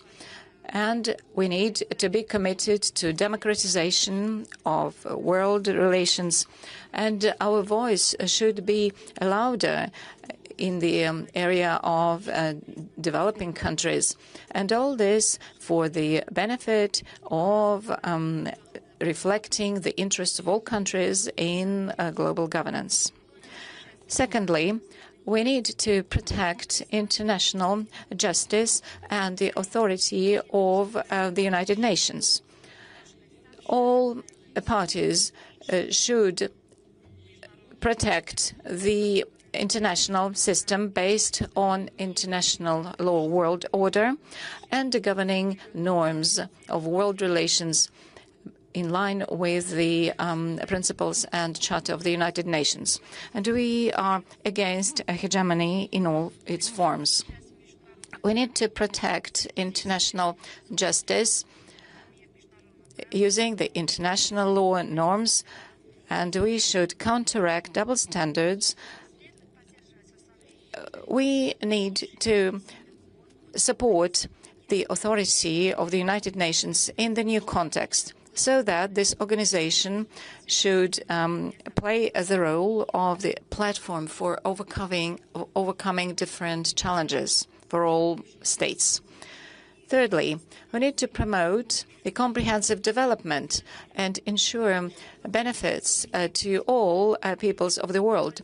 In order to improve global governance, we need to follow the following goal. It is improving the welfare and wealth of the population, and the sustainable development of the United Nations up to 2030 should be expanded, and we need to promote prosperity of all the countries.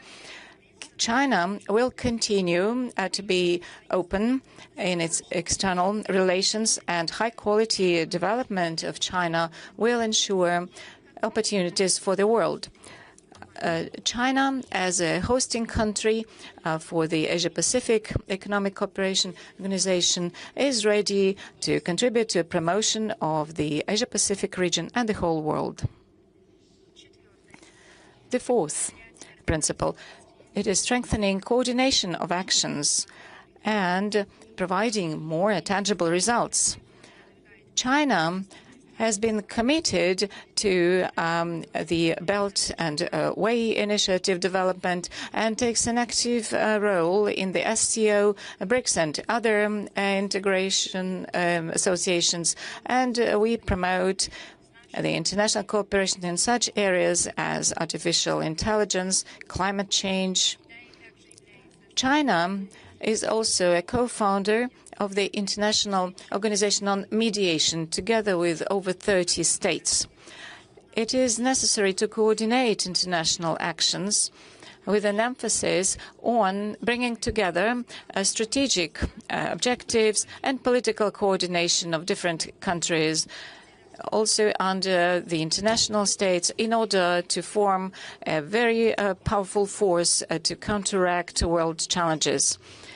Ladies and gentlemen, dear friends, this year is the first year of the 15th five-year plan in China, which includes the huge plans of China development for the coming 5 years, and also it opens up horizons which are mutually beneficial for China's cooperation with all countries of the world.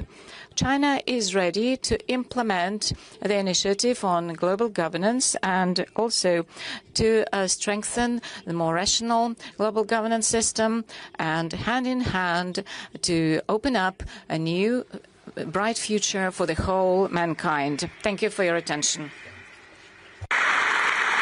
Thank you so much. That's the Vice President of People's Republic of China. Excuse me.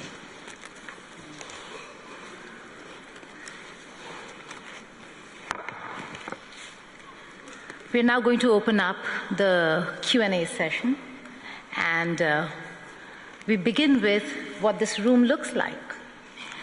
130 countries, representation from not just the global south. We're looking at America for the first time being represented in this room. Yes, Rodney Mimcook Jr. right there in front of me.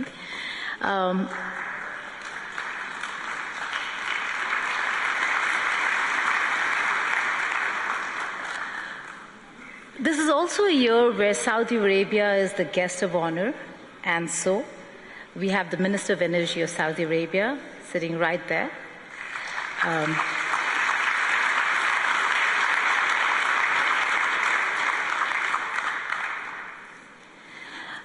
So, Honorable President Putin, my question to you is, with 130 countries being represented in this room, when the world talks about economic isolation of Russia, Does this look like isolation? And pardon me for being a little forward when it comes to thoughts and opinions. Is it Russia that is isolated, or is it partly Europe today that stands isolated?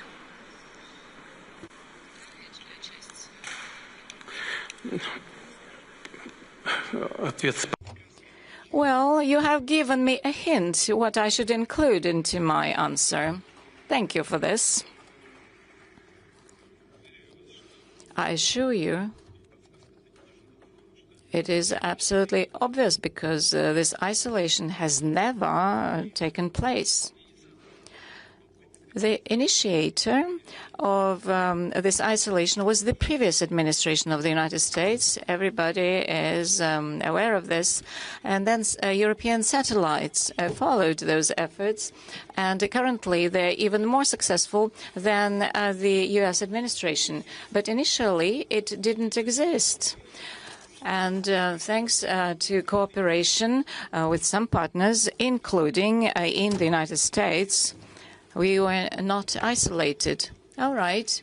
Here we have representatives of one energy company, and the previous U.S. administration was trying to fight our LNG project. But as soon as this project began functioning, the first LNG was sent to the United States. Then uranium, yes, we are delivering uranium to the American market. And the first country, in terms of the volume, yeah, it is an American company. Then there's an international company with participation of the European and American capital. And the third one, in terms of volume, is a Russian one until now. All right, so everything is functioning. So Americans are pragmatic, and we have to use them as an example. So whenever it benefits them, things went on. We still keep energy projects going in the Russian Far East with certain countries that formally, officially have announced their withdrawal, and yet they still remain in these projects. They keep progressing. And I'm not even talking about our friends, and not just friends. I would like to highlight that. Our reliable partners. I refer to African countries. I refer to countries of Asia. India, naturally. India, which has never followed any diktat from abroad, or the People's Republic of China, whose sovereignty and sovereign decision-making can never be contested. And as far as organizations, international ones, are concerned, we have been working, and we have been working with our partners and historical neighbors, so everything keeps going, progressing. There is not much damage to us, and as you've pointed out, we see official representatives from the United States of America. I know there are representatives of Europe, and this is something we welcome. We have never isolated ourselves from anyone. And if the situation has changed in a way that we've got people from these countries, this is something we can only rejoice in, welcome. I promise to stick to the economic questions, but being a journalist, I have to ask you this. The Ukrainian President Volodymyr Zelensky wrote an open letter, and he's not just offered direct talks. In the same breath, he's also directly threatened you and has called this your war. I'd like to quote him, if I may. He says, "Our long-range drone paid a visit to your forum in St. Petersburg, covering a distance of more than 1,000 kilometers. He says, this war is your personal choice, a war without a real cause. We hear you are comfortable with the war, not in those cases when it comes to security of your residence in Valdai or your parade in Moscow. Your own life is valuable to you." He adds, "You will have to fight much harder for your own existence, not Russia, but your own." He has proposed to set a clear date for a meeting between you and him. your first reactions are.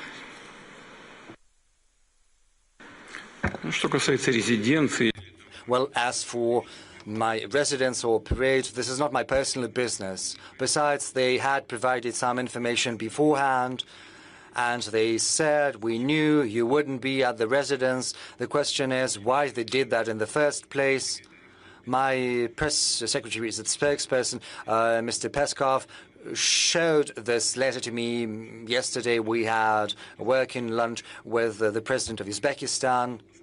Truly, I didn't have a chance to look in detail. Peskov has told me about this letter once again this morning. I had a glance at it. I skimmed it over. So there are several things I paid attention to.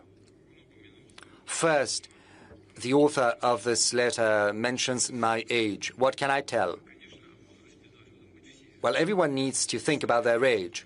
But I believe that at my age, many other political figures still keep performing their functions. Some of them are older than myself.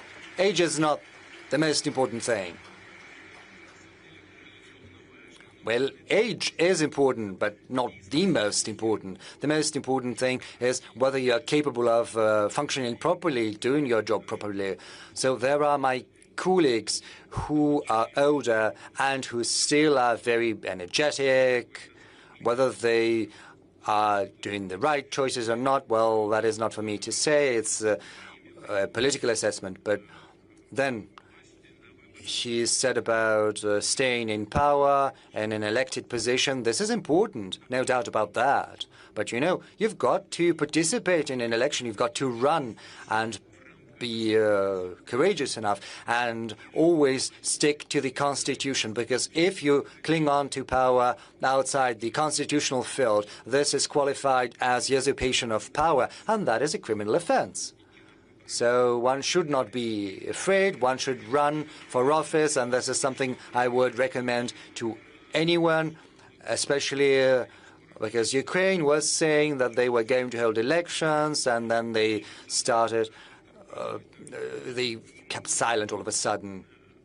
The author of this letter says that the commitments achieved in Anchorage should not be observed. Moreover, he said that the search should be carried out for true guarantors of agreements between Ukraine and Russia, and they should be searched for in Europe. Well, reliable guarantors are always a welcome thing.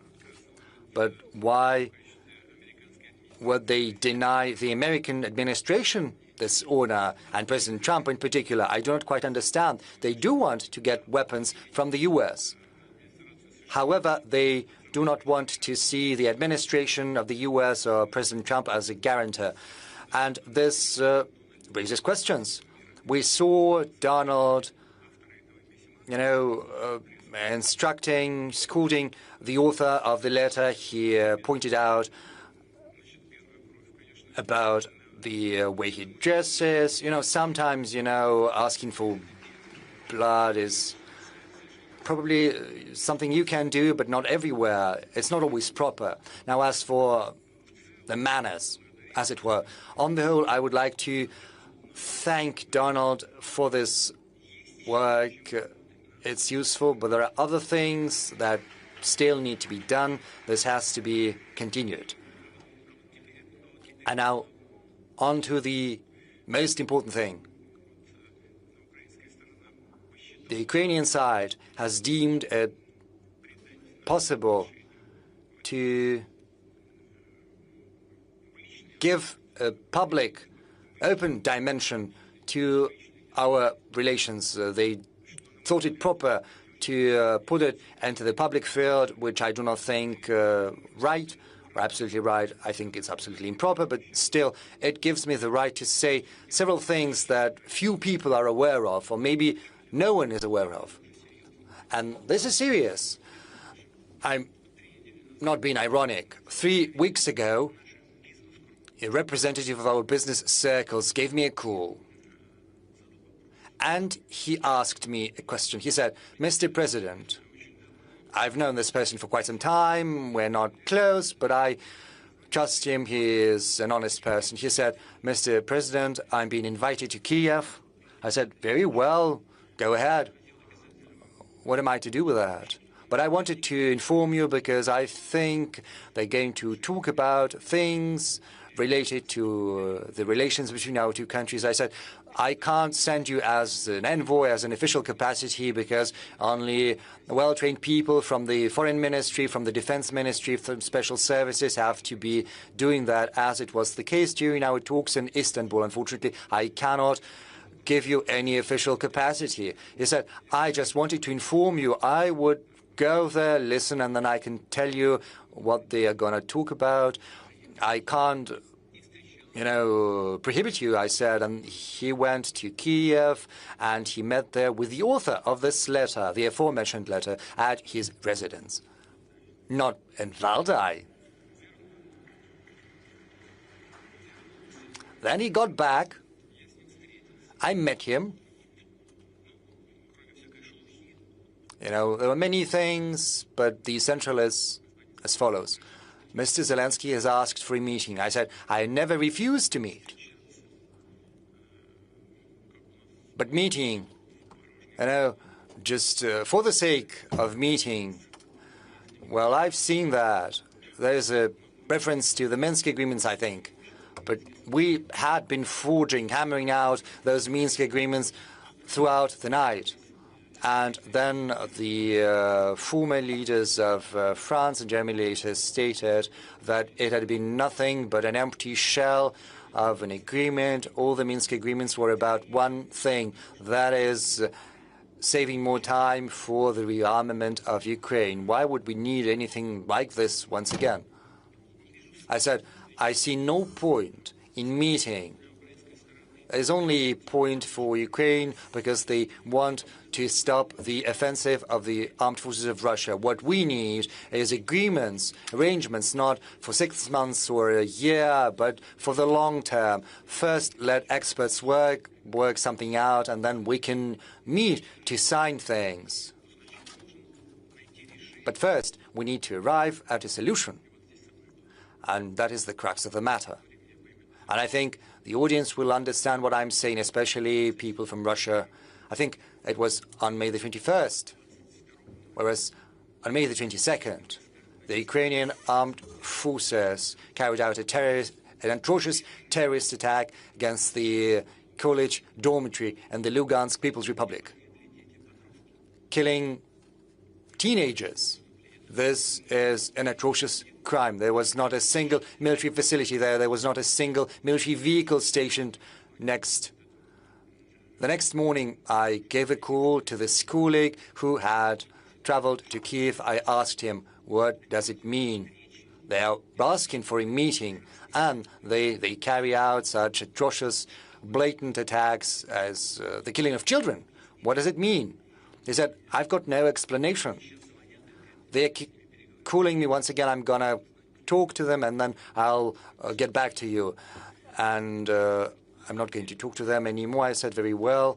So this letter that you mentioned, indeed, it is rude. What is this letter about?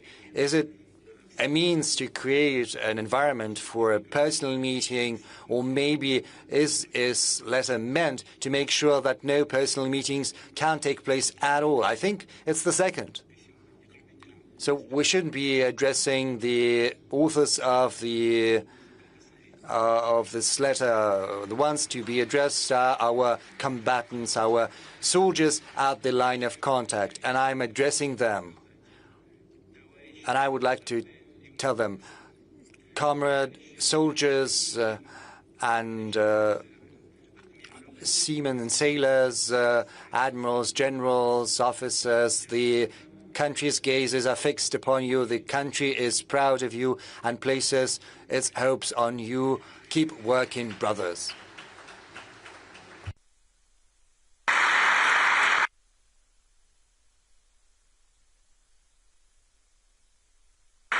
So I'll take that as a no, that you are not going to meet the author of the letter.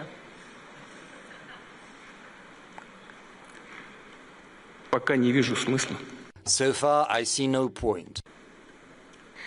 Because you mentioned the American president, is Trump your window to once and for all settle the Russia-Ukraine question? I ask you this, President Putin, is because President Trump is maybe the only American president who's engaging Ukraine in a way to bring them to the talking table, to strike a deal.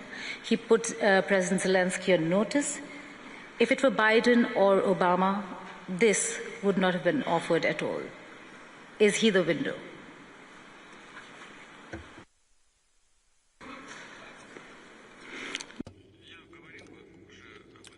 Well, I said that back in Anchorage, and I was sincere.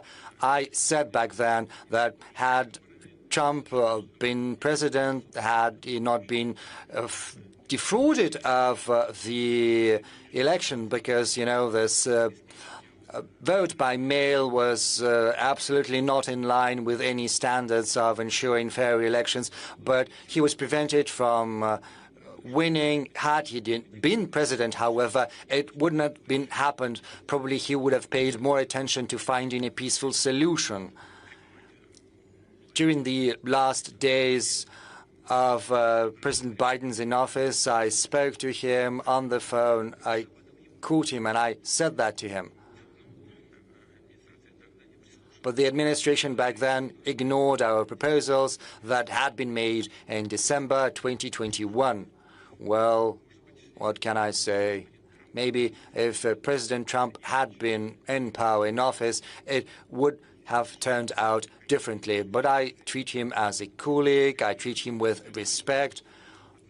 And so far as I can see, the current attitude of the administration is very much the same. We also have a personal relationship with President Trump, which is based on that respect.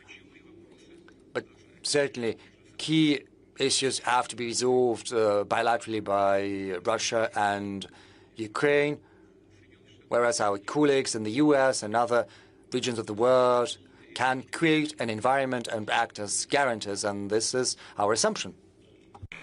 President Putin, we are sitting and discussing this at SPIEF 2026. How do you really offer a stable economic future and invite investors to Russia when we are looking at critical infrastructure being actively targeted by Ukraine?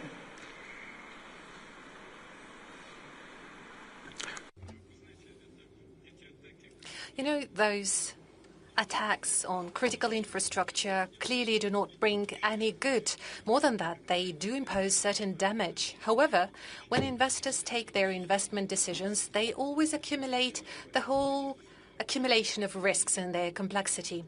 I had a meeting with the leading media outlets yesterday, and we were all saying that we need to contribute to strengthening of our own security, our protection. We need to build up our air defense systems, and we're determined to do so. However, big businesses always play in the long run. And most importantly, first and foremost, businesses are guided by their perception of the economy that they choose to invest into. We've been discussing what is happening in the Russian economy. And we recognize that we observe a reduction of the GDP growth. However, all of that is happening in a very conscious manner. Those are conscious steps we undertake to strengthen the foundation, the health of the Russian economy. The key macroeconomic indicators were intentionally pursuing the cooling down of the Russian economy. And I can assure you today that neither tomorrow nor in the nearest future, there aren't any threats that we recognize. On the contrary, we do see that our actions bring certain results. And I know that there are many colleagues seated in this hall representing real sector of the economy. We are having regular meetings with them. We discuss all the questions, all the issues. And the call that I'd like to make to the Russian audience that may be somewhat tricky for foreigners to understand, but saying, oh, it's so bad, what's happening to the key policy rate, it's difficult for investment processes. Yeah, we could say that partially that's the case, but most importantly, and that is what truly matters, the key fundamentals of the Russian economy remain solid, which gives us reason to believe that Russia remains attractive for investments. Not just Russian investments, but also foreign direct investments. And we do recognize that there is interest, we see it, and certainly we are going to welcome our partners. Okay, you're saying that, but in your speech you have set ambitious goal, launching new investment cycle, but you yourself said that there has been a decline of 2.3% last year. How do you then propose to grow in an environment of wars, sanctions, frozen assets, and while you talk about sovereignty, how do you balance that with inviting foreigners here to Russia? Look, you were saying wars, sanctions, but the economy is still developing. It's all stable. Even the domestic market is growing in Russia, and the well-being of the Russian population is getting better. We set ourselves an objective, as I was saying it yesterday. Only by 2030 we want to reduce the poverty level down to 7%. Actually, we have achieved the level of 6.7% already now in 2026. We achieved it even sooner than expected. As I mentioned earlier, the key macroeconomic fundamentals are stable for the Russian economy. That is why, despite all the obstacles, and true, there are always many obstacles, the fundamentals of the well-being of the Russian economy remain stable and have good prospects for further development. Any business, any company is always carefully analyzing all the risks for today and for some midterm and further away future. But there are people who are willing to work and do business, of course, having analyzed all the complexity of risks, but certainly sooner or later we'll see those risks eliminated. As for military actions, we proceed from the perception that at some point they will be completed, and they will be completed only once the goals we have set ourselves are achieved. As for sanctions, well, I would say sanctions are much more harmful for those who impose them. Is there damage from sanctions? Yes. 300 billion were frozen, but now we have more than 500 billion in US dollar equivalent. 300 billion US dollar were frozen, now we have more than 500 billion. That's the result of sanctions. Is damage being imposed? Yes. But are the countries imposing these sanctions encountering some damage as well? Certainly. According to various valuations, from 1.5 up to 2.5 trillion euro are the losses incurred by the European zone. That's the damage from the sanctions they imposed against Russia.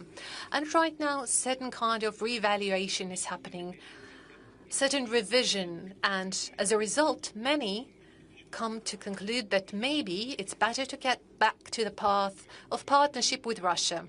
We are going to monitor the situation very carefully, and if those partners who left Russian market 2-3 years ago haven't left too much of a bad aftertaste, we would be ready to welcome them back. And there are interested parties who are willing to come back. But certainly we would proceed and act in the interest of Russian businesses first and foremost. We'll come back to your goals on Ukraine, but I'll have to ask you this, Madam President. Amid sanctions, you are wanting to do and increase business with Russia. How are you going to circumvent or bypass the sanctions? Thank you, Madam Moderator. And I must say that I've been envying my panel members using their national languages. and I would like to use this opportunity to do the same. So I'll see.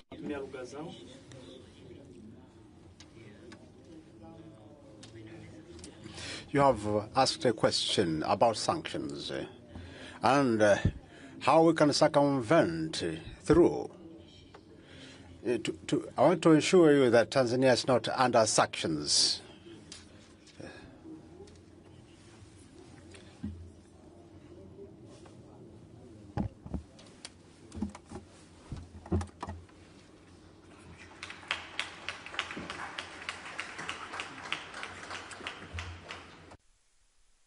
Okay.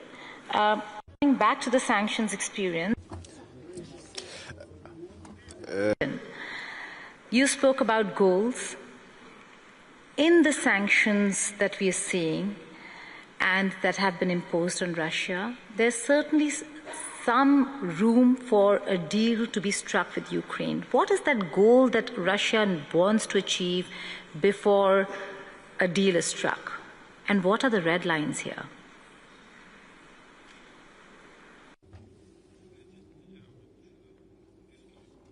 You know, I guess in summer 2024, at the Ministry of Foreign Affairs of the Russian Federation, I was delivering my speech and I expressed all the goals very clearly. Basically, it was at the beginning of the special military operation. I guess it would take a lot of time, but very briefly, I would answer your question in the following manner. According to the UN Charter, every country has a right to self-definition. And after the the state coup that happened in Ukraine, we saw that certain territories of Ukraine declared that they do not support and favor this coup and declared their national sovereignty. And they've done so in full accordance with the international law and the UN Charter. We've been trying to get those issues resolved by peaceful means. So we talked about the Minsk Accords. In Minsk, in the capital of Belarus, we seem to have achieved an agreement on how to find a way out of the situation in the southeast of Ukraine. But later, it turned out that the participants from the other side were only signing those papers in order to win time to rearm Ukraine and start military actions. And this is exactly how it played out. Later on, those territories declared their independence. And I'd like to remind you, in resolution of the Kosovo issue, the UN court has taken a decision according to which, so far, this territory declares itself independent, is under no obligation to request the central authorities of the country to allow them to do so. That was the decision of the UN court. And again, according to the UN court, that was the correct decision regarding Kosovo. And the same should apply to the People's Republic of Donetsk and Luhansk. Their independence has not been acknowledged for a long while. Then eventually it was recognized when it was clear that there is no way to achieve an agreement between all the parties. And it was clear that we were being deceived and they were forced to recognize the independence of those territories. Was Russia authorized to recognize the independence of Donetsk and Luhansk? Certainly, there is no contradiction to the UN Charter. We were allowed to enter into agreement of treaty and mutual support and amity. Certainly, it was ratified by the Russian parliament. They asked us for assistance. We promised to offer assistance under this treaty, and that's exactly what we're doing. And the same letter that you referred to earlier. In this letter, they claim that we set ourselves an objective to free Donbass. Well, the two republics that I mentioned are together forming a Donbass, the People's Republic of Donetsk and Lugansk. And in this letter, it is stated that we will never achieve this goal. Well, I'm wondering, don't they know in Kyiv that starting from the 1st of April of this year, the People's Luhansk Republic is under full control of the Russian Federation and Russian troops? And the People's Republic of Donetsk is only controlled by the Ukrainian forces to less than 15% of its territories. So we are pursuing the objectives that we have set to ourselves, and there is no doubt whatsoever that those goals will be achieved. And we will achieve some other goals, but along the negotiations track, and I'm talking about denazification of Ukraine. I talked about that yesterday. And as many were asking us, this is ridiculous. What are you talking about? Well, that's not ridiculous at all. Just lately, we witnessed the ceremony, the official ceremony of reburial of Nazi criminals from Ukraine. They were reburied with all the honors and fireworks. And who's doing that? The head of Kiev regime, actually Jewish by origin. This is outrageous. Only Polish reacted. Why? Because primarily Jewish, Polish and Russians, of course, were destroying by millions during the Second World War. And we must never forget that. That is a huge part of the tragedy called Holocaust. Just think about it. Millions of children and women were killed, burned alive, and those criminals are getting their reburial ceremony with all the honors, and the head of Kiev regime is present there, saluting them, turning the Nazi criminals into heroes. And this is what we are fighting against, and we count on the support of the international community.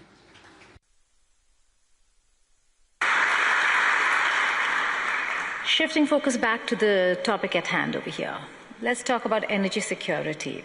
President Mirziyoyev, it is during these wars and conflicts that countries have realized the need for energy security, the need for alternative energy resources and sources, and in that, Uzbekistan and Russia have just signed an agreement for a nuclear facility. Tell us more about what this means for Uzbekistan in terms of the facility, the specialists that you would require, because this is after a long time that we're looking at a nuclear facility in Uzbekistan, and how much time will it take, how important it is to have a nuclear facility, an energy resource that is not dependent on oil.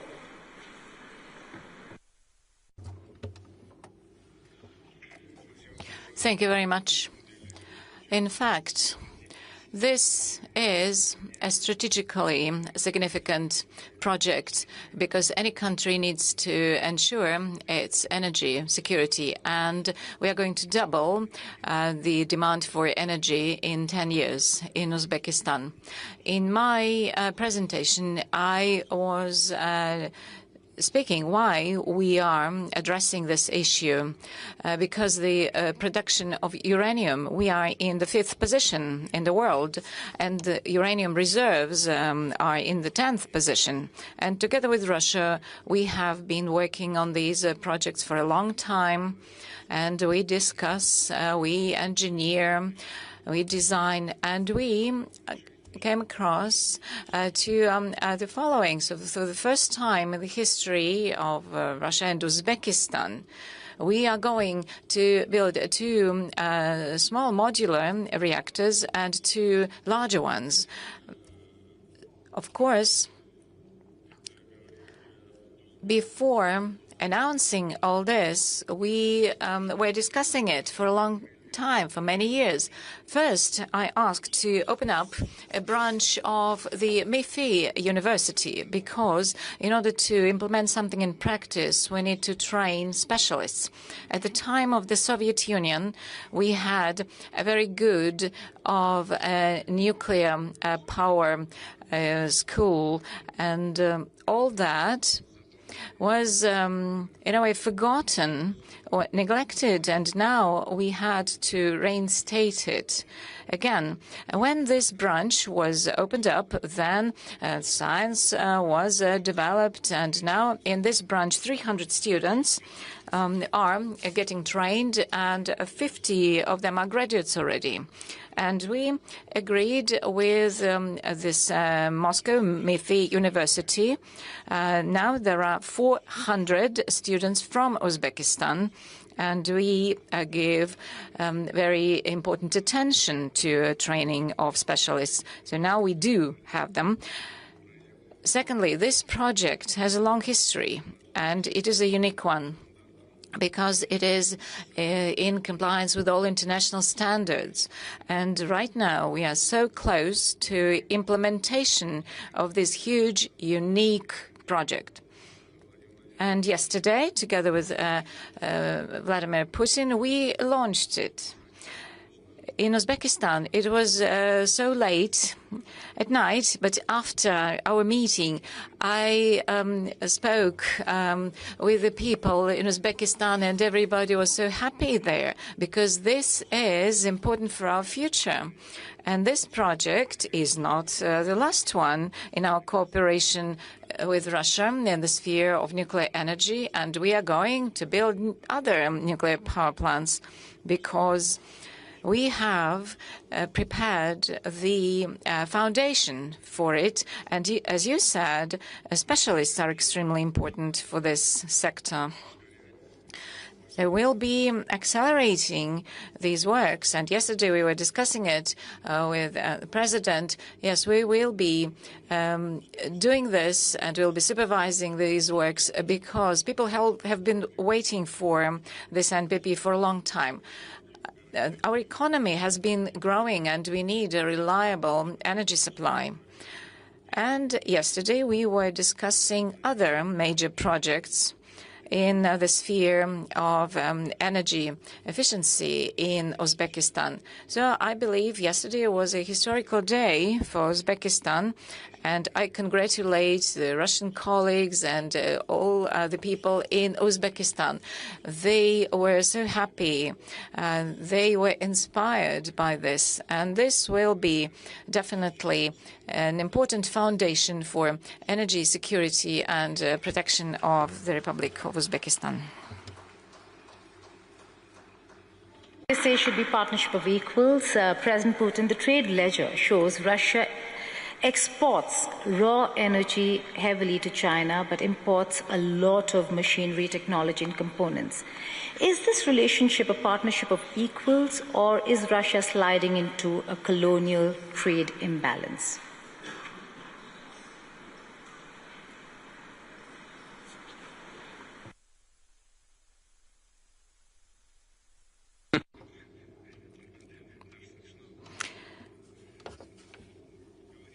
Right. We are in equal partnership with our Chinese colleagues and partners. Moreover, the share of our high-tech export to China is increasing. And taking a look at the whole energy sector, machinery and equipment in this sphere, I cannot give you any specific figures, but I'm sure that it exceeds the volumes that we receive from China. And as for the energy sector, let's begin with the nuclear energy. We are building a nuclear power plant in China. How many blocks are there? 4 blocks are functioning already. So 4 blocks are functioning already, and 4 are under construction. And this is blocks designed in Russia. And we also develop a partnership in science and education, and we have a very close cooperation. And this is mutually beneficial. And as for hydrocarbons, traditional energy, here we have been enriching our competences. And we were partnering with international partners, mainly they were from the United States, but now we're expanding our capabilities in these spheres. And here we have representatives of major companies of Russia, and you can discuss it with them. They will be happy to share with you their vision. Of course, China is our reliable partner, and we work with Chinese companies. We share information, data, technologies, and we are going to continue this. And I also would like to put an emphasis on the following. cooperation with China is mutually beneficial, and we are doing it equitably, on equal terms. The fact that there was a recent meeting between the two heads of state of Russia and China, which drew a lot of international attention. Please throw some light on what this relationship is all about and where it's headed.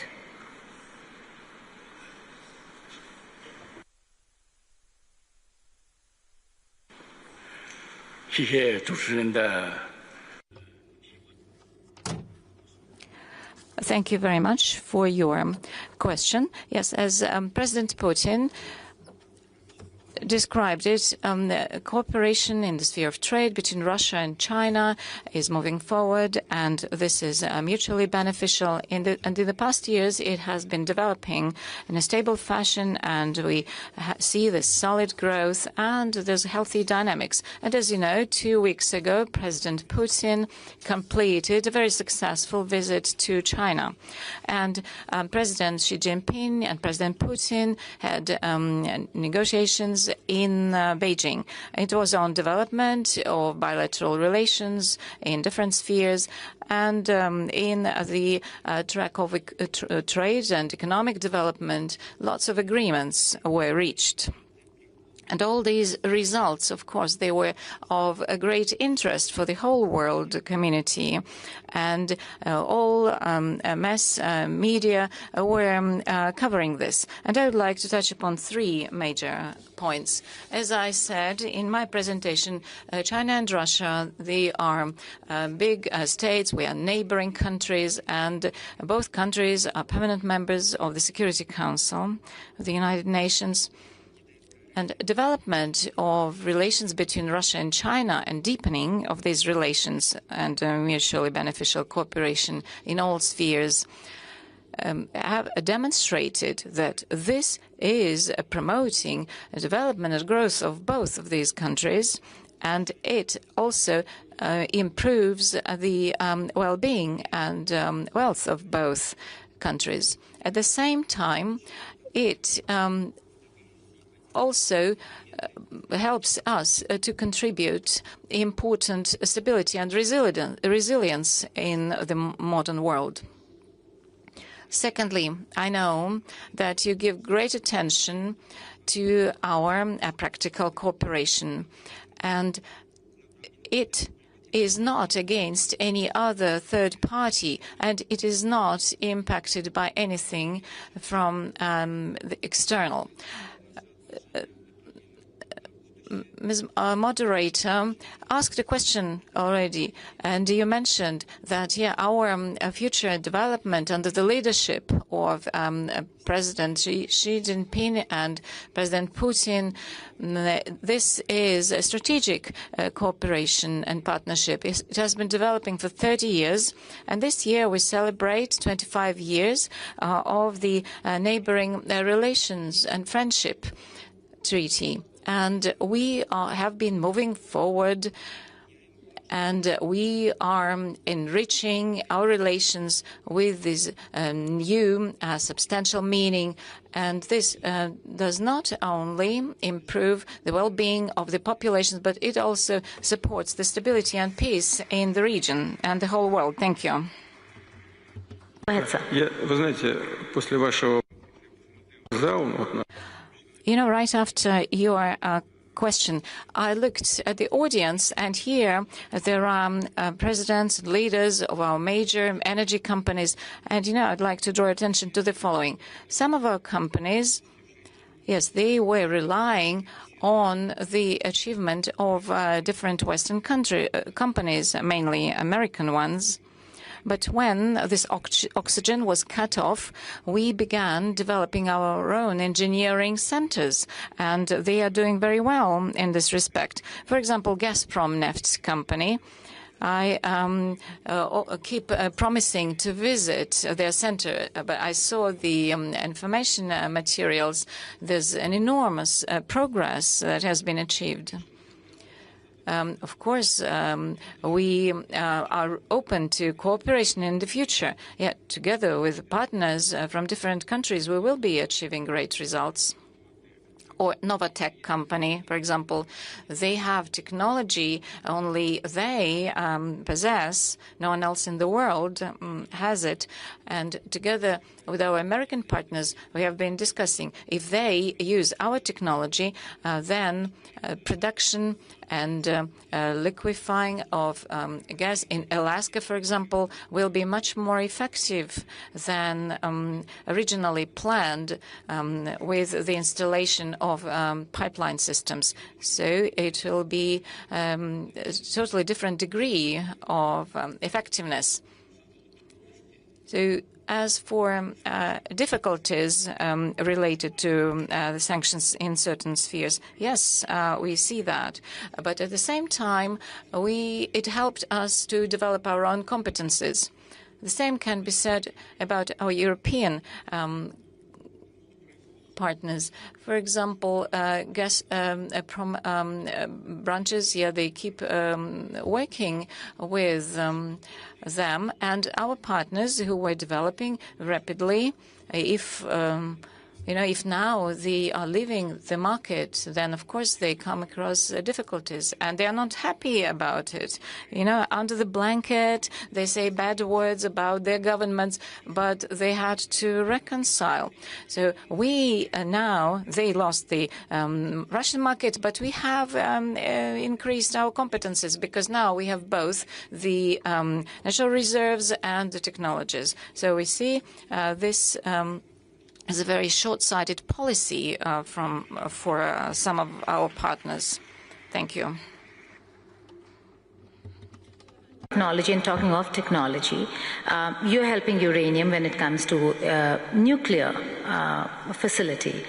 What about countries like India, who actually have a lot of potential and need maybe assistance and partnership in the technology sphere when it comes to hydrocarbon and rare earth mineral harnessing of hydrocarbons in India? Is that something that you're looking at?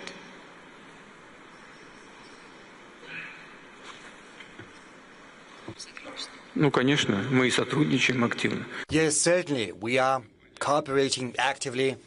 Our company, Rosneft, is one of the biggest foreign investors into India's economy.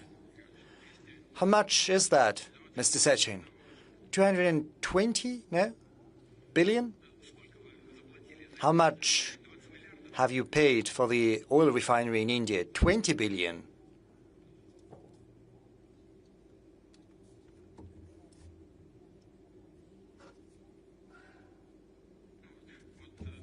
Well, Rosneft has invested around $25 billion into the Indian economy in the form of an oil refinery, a port, gas stations, and we're certainly working closely with our Indian friends. We're working together in order to bring about positive results that we are witnessing. So we're sharing technology, among other things. And the Indian people, and we have seen that for many decades of our cooperation, starting from 1947, when diplomatic relations were established. We have had very good, trust-based, brotherly relations in all senses of the word. We know how talented the Indian people is, how well educated. Indians have great competences, which have achieved world renown, especially in coding and in other fields, in particular what you mentioned. Yes, naturally, right now Prime Minister Modi has had to introduce certain restrictions. He calls not to use personal cars, not to travel long distance due to what is happening in the Strait of Hormuz, what is currently happening in the Middle East, but the Indian government has nothing to do with that. But the Indian economy is suffering. But I think our companies did the right thing, and the Indian counterparts did the right thing when they decided to embark on this path of close cooperation. Because right now we are trying to extend a helping hand and give our shoulder increasing supplies to the Indian market and to Asia in general, and we'll certainly keep sharing our technological solutions.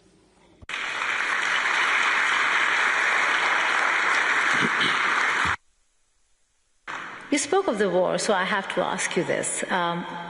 What is Russia's assessment? What's your assessment of what the global economic impact is going to be of the Iran-US war? And let's be honest, has Russia been at an advantage because of the war? Because we've got longer waivers to buy Russian oil.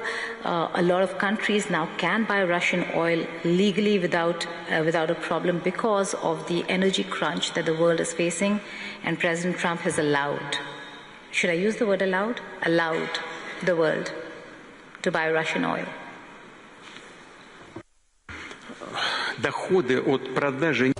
The oil and gas profits have always been important for Russia, accounting for a significant portion of our overall GDP as well as the budget revenues.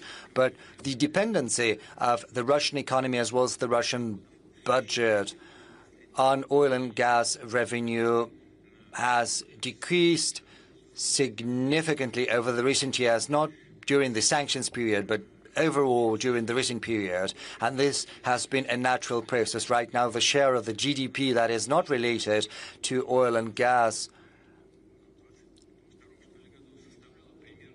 was around 43%. A couple of years ago, that was 2022. So if you deduct from the overall revenue, oil and gas and on oil and gas revenues and see what makes what, I think it was 45% or 46% it was accounted for by oil and gas. Right now, the share of oil and gas has decreased to 23%. So there's a world of difference. As far as the revenues of the federal budget are concerned, the Ministry of Finance is here. He's going to correct me if I'm wrong, but I think that oil and gas used to account, how much was that, Anton? Right now it's 20%, but how much did it used to be? It was 50% accounted for by oil and gas revenue, whereas right now oil and gas, and the minister is going to confirm that, account for as little as 20% of our federal budget. So I wouldn't go as far as to say that is of critical importance to us, so that's not as important.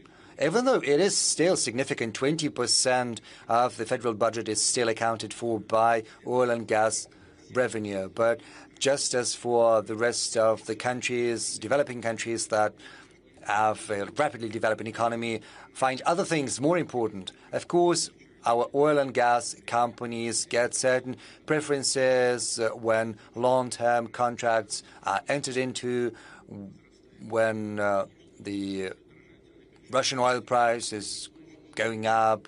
That has a positive impact on the budget. That's important, but what's more important is the market stability, because we are not only surviving on oil and gas, as I have demonstrated, we survive on the economic development in general. So if the world oil prices are too high, it has a negative impact on the part of the Russian economy that is represented by real production capacities, real industries. So what's important for us is that this price should be well balanced between the consumers and the suppliers, but most importantly, it has to be stable. The vice chairman of the Russian government will help me out if I'm wrong, but I think around 10% right now. Yes, by 10%, the oil supplies to the world market have decreased. Yes, the economy is in turbulence, the world markets are in turbulence, and this is not something we're interested in. What we're interested in is keeping our cooperation within OPEC+, with a view to stabilizing the market and decreasing its volatility.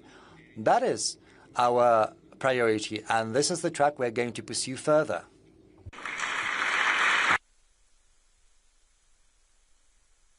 Okay, I suppose that's the reason why Saudi Arabia is the guest country this year at SPIEF.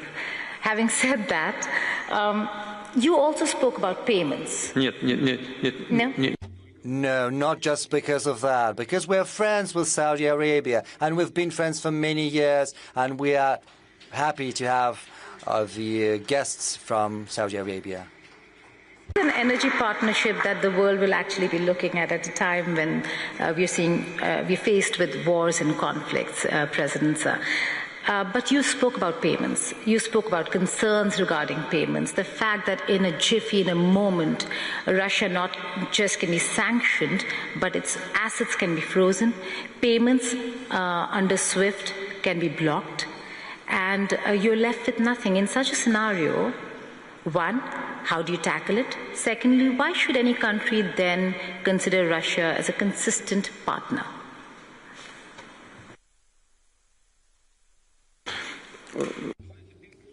Well, the first thing I would like to say, and I think many understand that in the US too, they understand that attempts at using USD as a weapon, as an instrument in war, well, it has brought about catastrophic consequences. It was a strategic mistake committed by the previous leadership of the United States, because US dollar is the main component of the US's economic cloud heft, and this is also a competitive advantage, not just because USD is a reserve currency, but also due to the fact that thanks to this reserve currency, the US economy has been making real money, and a lot of money too. So when the previous administration chose to start using USD, which still remains a reserve currency, as an instrument for political competition, everyone started thinking. They started thinking, we too can be the object of such actions. What is going to happen to our reserves in USD? What is going to happen with our money that has been invested in American assets? Well, certainly the economy of the US is very big, but still it is running some problems. There's the debt, also undermined trust in USD as the world currency.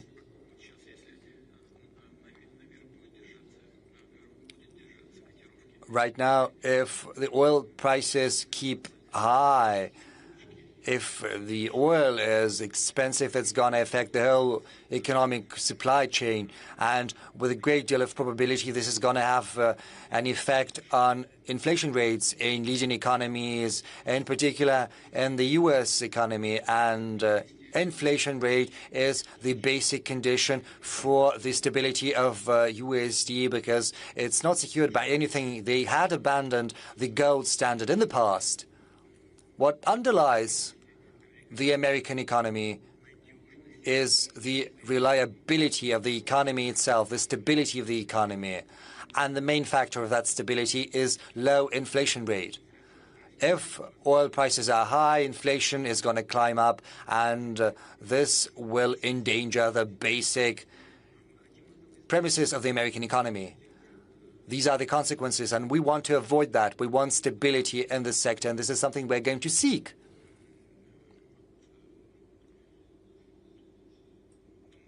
So I think everyone understands what we're saying. So with Saudi Arabia, with our friends, with the Crown Prince, we are doing what we can in order to strike the balance between the interests of both suppliers and consumers. And so far, we have been successful. And we are immensely grateful to the Crown Prince and to all of our friends who are working in this field. Maybe we could give a chance to our guests to say a couple of words. That would be interesting. I understand this would be breaking the traditions of this session, the plenary. Traditions, President, sir. Is there a mic that can go to our Honourable Minister? We'll arrange for a mic. Meanwhile, can I just take a question till the mic comes? Да, пожалуйста. Yes, sure. Go ahead. Okay, so we're waiting for a mic for the Minister of Energy to speak and respond to President Putin. But I have taken note of the fact that every time you mention America, you're only mentioning the past administrations. I suppose Rodney's taking note as well on the specific way and the manner in which you're responding to the US-Russia equation. Having said that, every country has its own struggles. Tanzania, and Madam President over here, has been at the forefront, a leading woman voice. Great to have a woman on the panel too, who's been fighting liberalization of her economy. How has that gone, and how is that moving ahead? Despite and in spite of fears of sanctions, criticism from various quarters, how are you managing economic liberalization in the country? Asante sana, labda niseme kwamba perhaps I should say Tanzania is a country,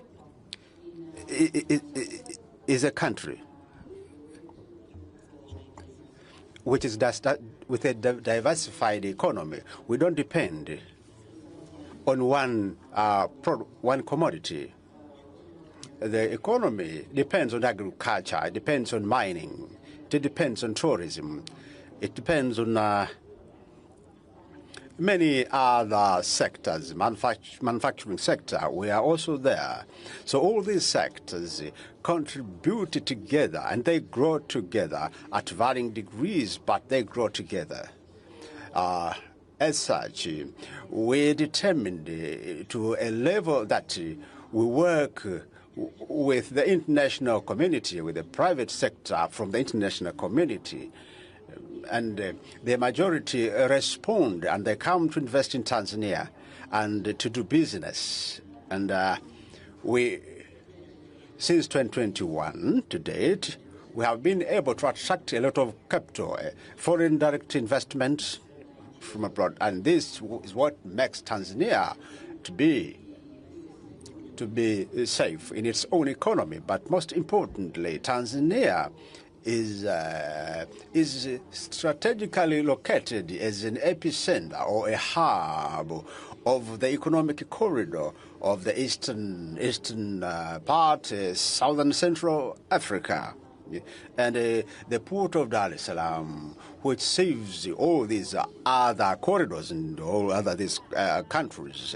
Therefore, Tanzania, being strategically located to save other and local countries, that by itself makes Tanzania to have a lot forms of attraction within the region. So Tanzania has a very vibrant economy, and the economy is steadily growing.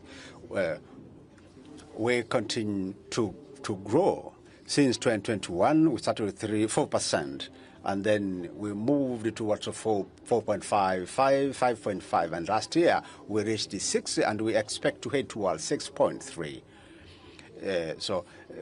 But you asked me a question on to have a female president. How can you sustain your economy? Perhaps I should say that economy doesn't depend on gender of the leader. It is not dependent on gender. It depends on how you steer the affairs of the nation and how you lead the country. Whether you are a male or female,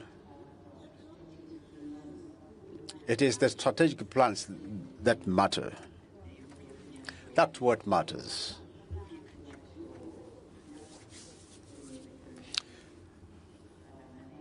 I think I should respond that way. Thank you.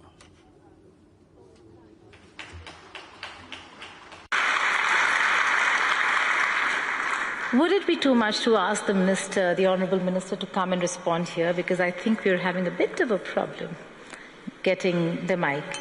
Would it be too much to ask the minister to come on the stage and respond? Thank you so much for doing this. Thank you.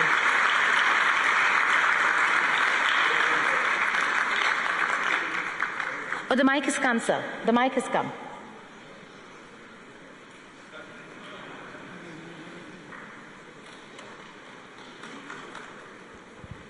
Magic. Вы в России находитесь. Well, that's because you're in Russia.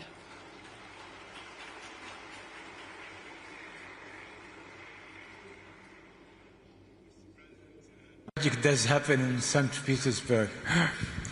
So I'm very grateful for giving me the opportunity. I see it as an opportunity not for myself, but it's coming from a president who is a friend of both His Majesty, the custodian of the two Holy Mosque, King Salman, His Royal Highness, the Crown Prince, Prime Minister Prince Mohammed.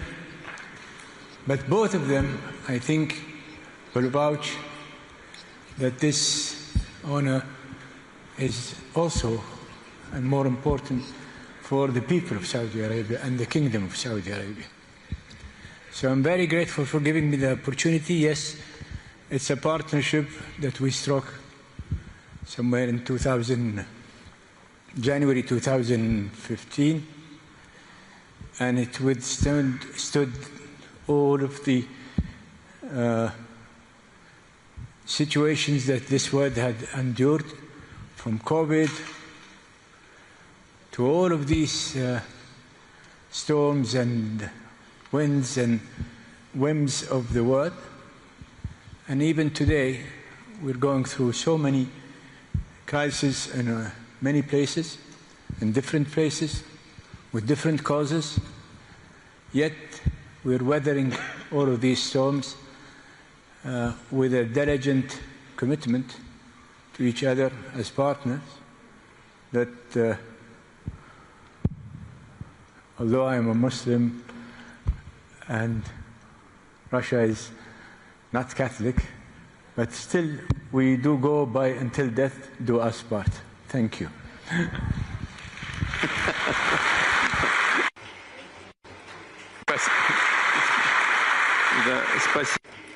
Indeed, indeed. Thank you very much, Your Excellency.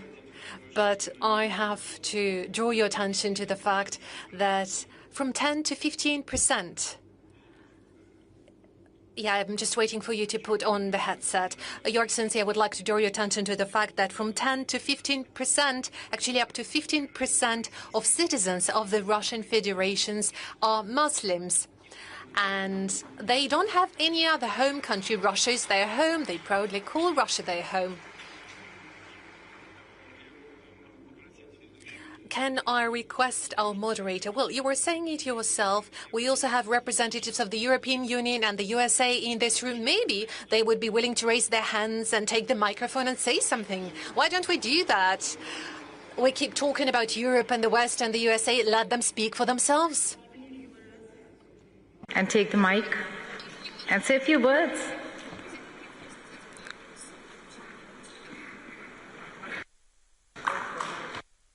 Oh, I see one hand raised over there.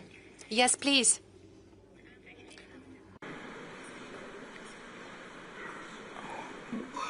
Вы куда направились-то? Вот там, вот там. Там тоже, ой, я прошу.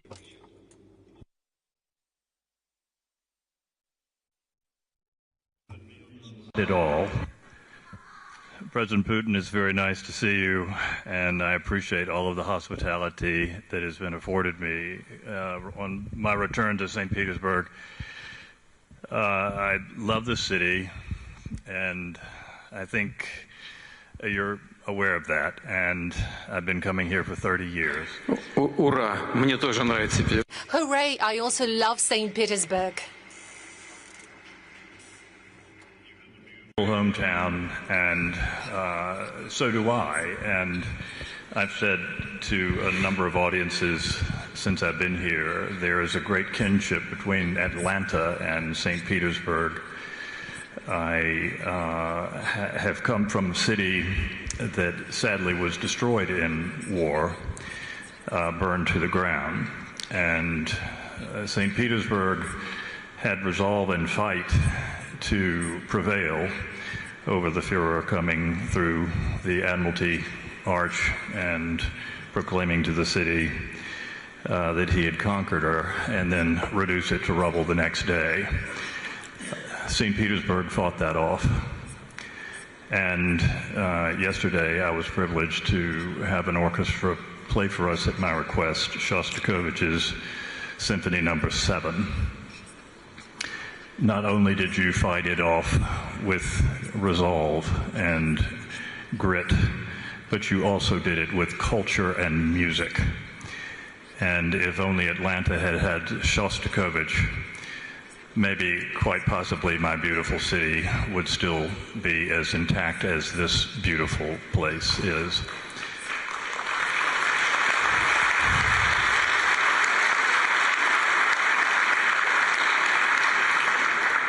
I do give a good hello from your friend, President Trump, and I am encouraged by everything that has happened since I've been here, Mr. President, and I appreciate the offer to speak.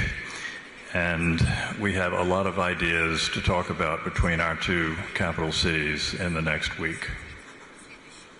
Can I ask you a question, Rodney? You may ask it, but I'm not sure I'll answer it. That's all right. Are you taking anything back to DC when you plan the ballroom? Explain your question a little bit better. Have I learned more from St. Petersburg architecture about the ballroom? No.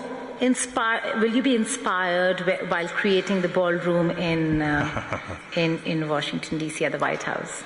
I have already been inspired by St. Petersburg ballrooms in my lifetime and have done a lot of work in your cathedrals and your palaces. So the answer is yes.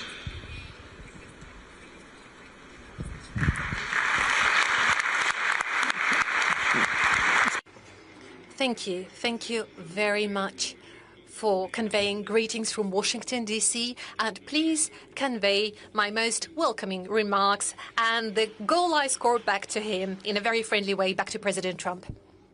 I have some And thank you very much indeed for your kind words. They indeed are very well taken. Thank you for your kind words from the bottom of your heart that you expressed about St. Petersburg. Questions to ask, but before that we had opened the floor for our European friends here, and there, that lady over there. Can a mic go to her, please?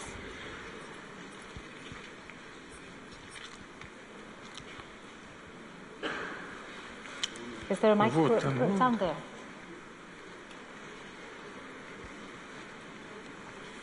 Ну, туда, пожалуйста. That way, please.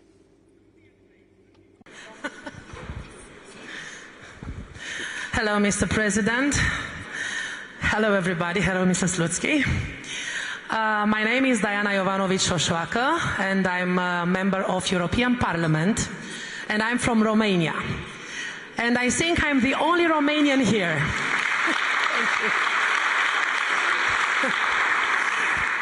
I would like to tell you that Romanian people do not hate you. Romanian people want peace with Russia. We don't want that to help Ukrainian. We don't want to give them money and arms, but unfortunately, Romania is leading from Brussels. And I cannot send you a warm hello from our president because we do not have a president. From our point of view, I'm the president of a political party, SOS Romania, which is parliamentarian and Euro-parliamentarian political party and only opposition in Romania. And Mr. President, I would like to tell you that I was senator in Romanian parliament in 2023, I think, when Zelensky wanted to talk in my Romanian parliament. And I didn't let him, and I get him out of Romanian parliament.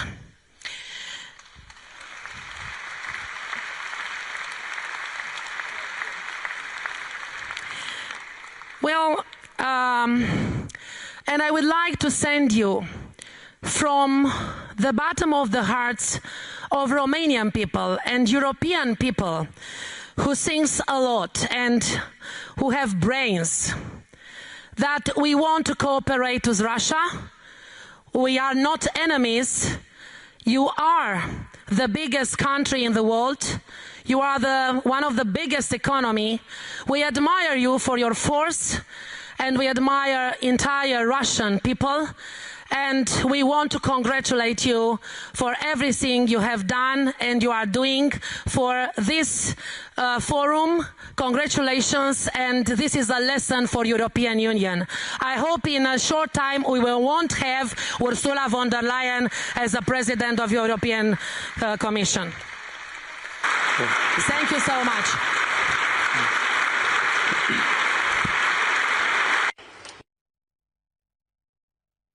Thank you very much indeed. You're very much welcome.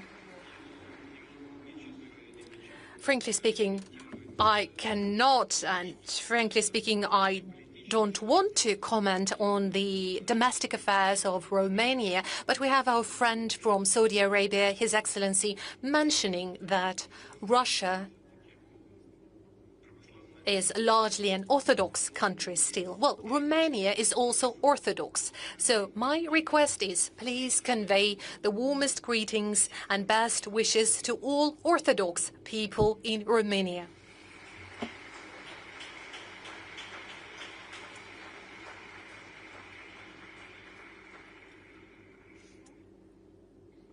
This is great, President Sir, but we still have tough questions on sanctions and on waiver. It comes at a time, and I ask you, and we're going to discuss this only because of the Iran-US war, a war that has shut down one of the most critical maritime routes. Okay, please go ahead, madam. This is a major derail. Спасибо вам. Извините. Меня зовут... I apologize. My name is Karin Kneissel.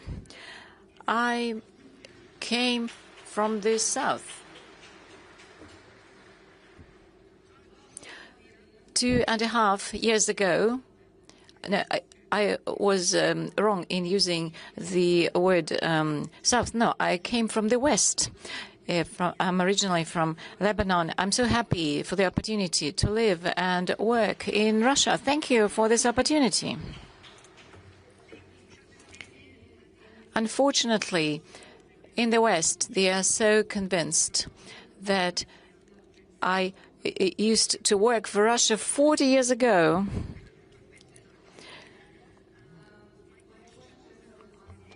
Because I think there's also no German interpreter. I know that the President insists on German, but let us do it in English.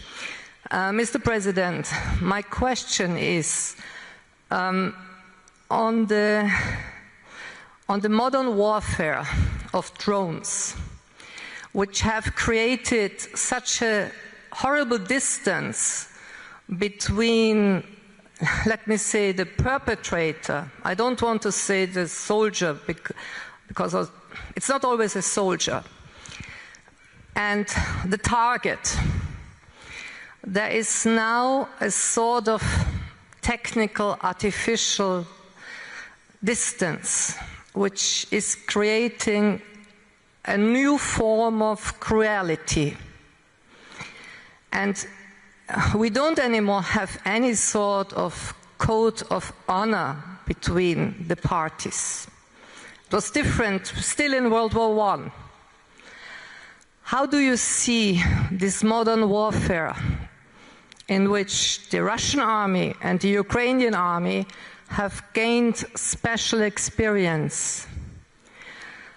Here in St. Petersburg, about 140 years ago, Tsar Nikolai II launched a conference on disarmament. His ambassador Martin said, whenever we don't have a strict law how to do the war, let public conscience speak. may I ask you about this warfare? How can we handle it? How can it be done or be finished? Thank you.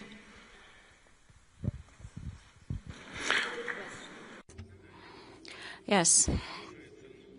As for these new means of war and warfare, yes, they have appeared regularly, and the international community always tries to respond to it. For example, the ban on the use of explosives and mines. But we see that many countries, they deviate from this, and we see what is supplied by the Western states to the Ukrainian troops. Even these forbidden warfare. As for these drones and UAVs, yes, this is the new reality. And mainly, of course, they are supplied to Ukraine from the Western states. In Ukraine, they are only assembled, although it seems that they try to engineer some of these drones themselves. They're not very successful in that. What can be done? As I said yesterday at the meeting with the media representatives, we need to reinforce our aircraft defense, air defense systems, and do everything possible in this respect. And unlike the Ukrainian troops, we have the whole range of technologies and resources for developing this. We have schools, we have training centers, we have a developed industry. And it is an opportunity to implement all the plans we have set for ourselves. Our industry and defense science, they are actively involved in this, and they're able to ensure this capability of the Russian troops. And this includes this new warfare. If you ask this question, I should say that the parity in the combat field, we have preferences. They are having advantages in some areas, and this is true about long-range aviation and aircraft. I would say that if certain decisions are taken in a timely fashion, and if we increase our capabilities, then it wouldn't be a serious danger, because these are aircraft that can be dealt with. But now we see that there's new type of aviation. This can be curtailed. The other party, they don't have their own production of such hypersonic, for example, weapons and missiles, the whole range of them, and some other combat warfare other countries don't have, like the mid-range weapons like Oreshnik. We spoke about it many times, but I cannot but agree with you that if there are most dangerous weapons, especially dangerous for civilians, of course the international community need to start thinking how to limit and restrict its usage, especially against civilians. This is absolutely unacceptable. This is a humanitarian crime, but this is a topic for another discussion with the experts and representatives of international organizations. Thank you. I just take one question from Madam President here. You said 1 out of 4 will be African. By what? By when? By 2050. And I ask you this because we ask this to everybody who boasts about population and the fact that they have a huge population. It's not about quantity, it's about quality. What do you have to offer to the world? What does Africa have to offer to the world in terms of quality?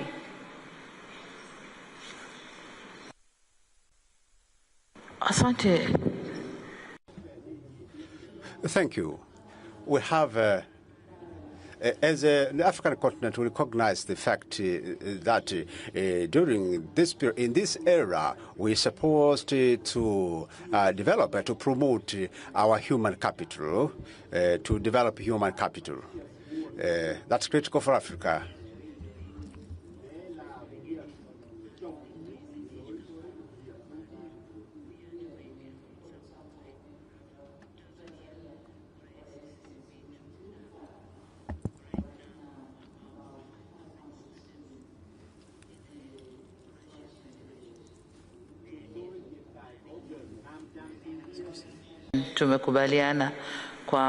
We have, in our discussion, agreed that we'll get more opportunity to take our children to Russia for education, because we have new areas which are being unlocked. For instance, if we speak of a digital economy or digitalization of economy, we have to learn what is it. When we speak of nuclear energy, we also need to get nuclear engineers. We need to get all the experts who can work in that field. So development of human capital, that is the direction we want to take. It is critical to our development, but secondly, especially for Africa,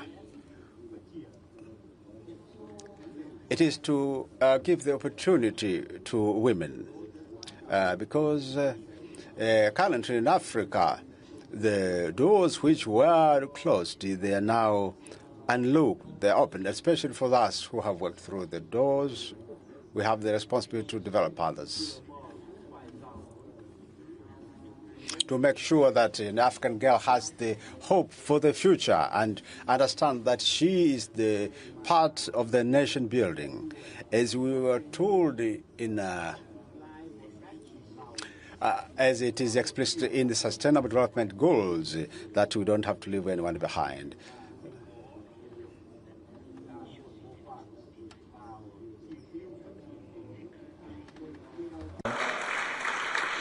A country growing at 80%, 6% GDP growth annually, how can it manage without involving each and everybody?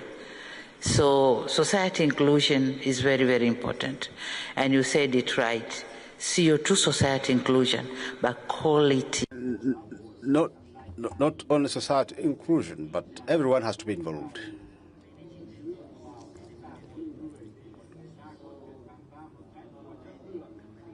As I rightly said, that by that year, one out of four will be an African by 2050, because African population is growing at a higher rate, and we're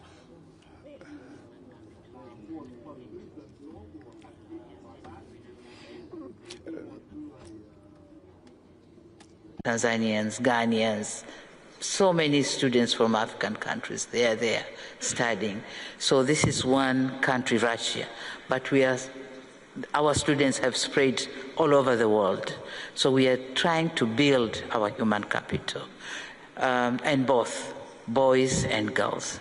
So that's why I said in those years, 9 out of 20 countries that would lead the economy, 9 are coming from Africa. And I think Tanzania is one of them.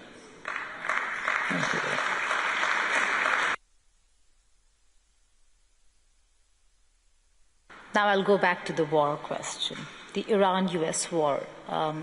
Strait of Hormuz blockade there is a real cause of concern, worry. How is Russia looking at it? What's your assessment and reading on the global impact it is having?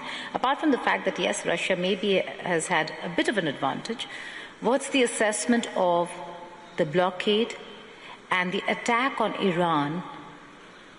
Would you consider it provoked or unprovoked?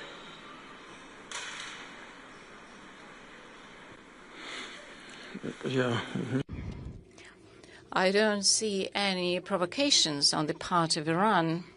I believe at some point we agreed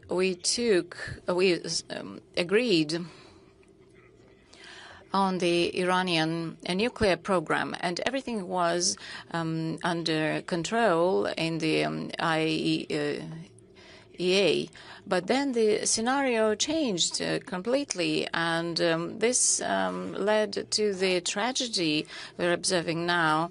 And this is attack on Iran, and there were civilian losses, we know it very well, and the relations between the neighboring states aggravated, and we know this very well because we have very good friendly relations with the countries of the Gulf.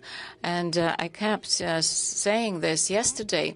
And in our consultations with the colleagues from Iran, we keep saying that they should deter from striking on the neighboring states. But they give a very straightforward answer. They say, we have been attacked. Our children are being killed. And all the leaders of the state were killed. What can we do? We are forced to respond in such a way. So from this perspective, yeah, the situation is not very simple. We have very good relations with Iran, with the Arab countries, and we are in quite a difficult position. But we believe that the decision of President Trump to stop the combat activities is the right one. And this ceasefire will lead to a long-term peace. And I kept saying many times, Russia in 2015 played a very important role in resolving the crisis at that time. And if we can do something, we are absolutely ready to do that. If not, then we'll be just hoping that all the parties involved will manage to resolve it with peaceful means. Thank you. For Russia to play a role in mediating, in brokering peace, are you in touch with just President Pezeshkian, or also have you had an opportunity to speak with the new Supreme Leader?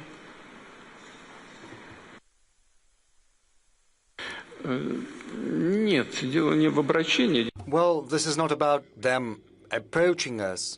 You know, I think it was a year ago, or maybe somewhat later, but we reminded them of our cooperation back in 2015 when we took away the enriched uranium into the Russian territory. Back then, it led to détente, de-escalated the tensions. We said this is once again possible, and if all the parties involved are interested in Russia playing a similar role at this point in time, we are ready to do the same. We have the requisite technology available, and originally, I would like to say almost all the parties involved in the conflict, both Iran, Israel, and the U.S., said yes. They said it was interesting, this could be considered. But then they started to toughen their requirements, and this has brought about the current situation. Our proposal remains on the table. We're not insisting on anything. Should the parties involved in the conflict arrive at a conclusion that this is a good proposal, we'll be happy to help. If not, we will simply follow the situation, and as far as we can, we will try to help alleviate somewhat the tensions around this situation.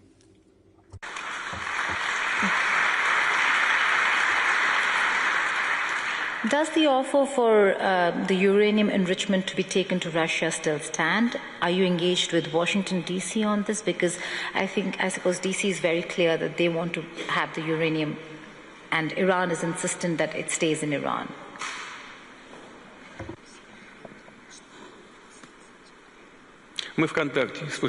We're in contact both with Washington and Tehran and with Tel Aviv as well.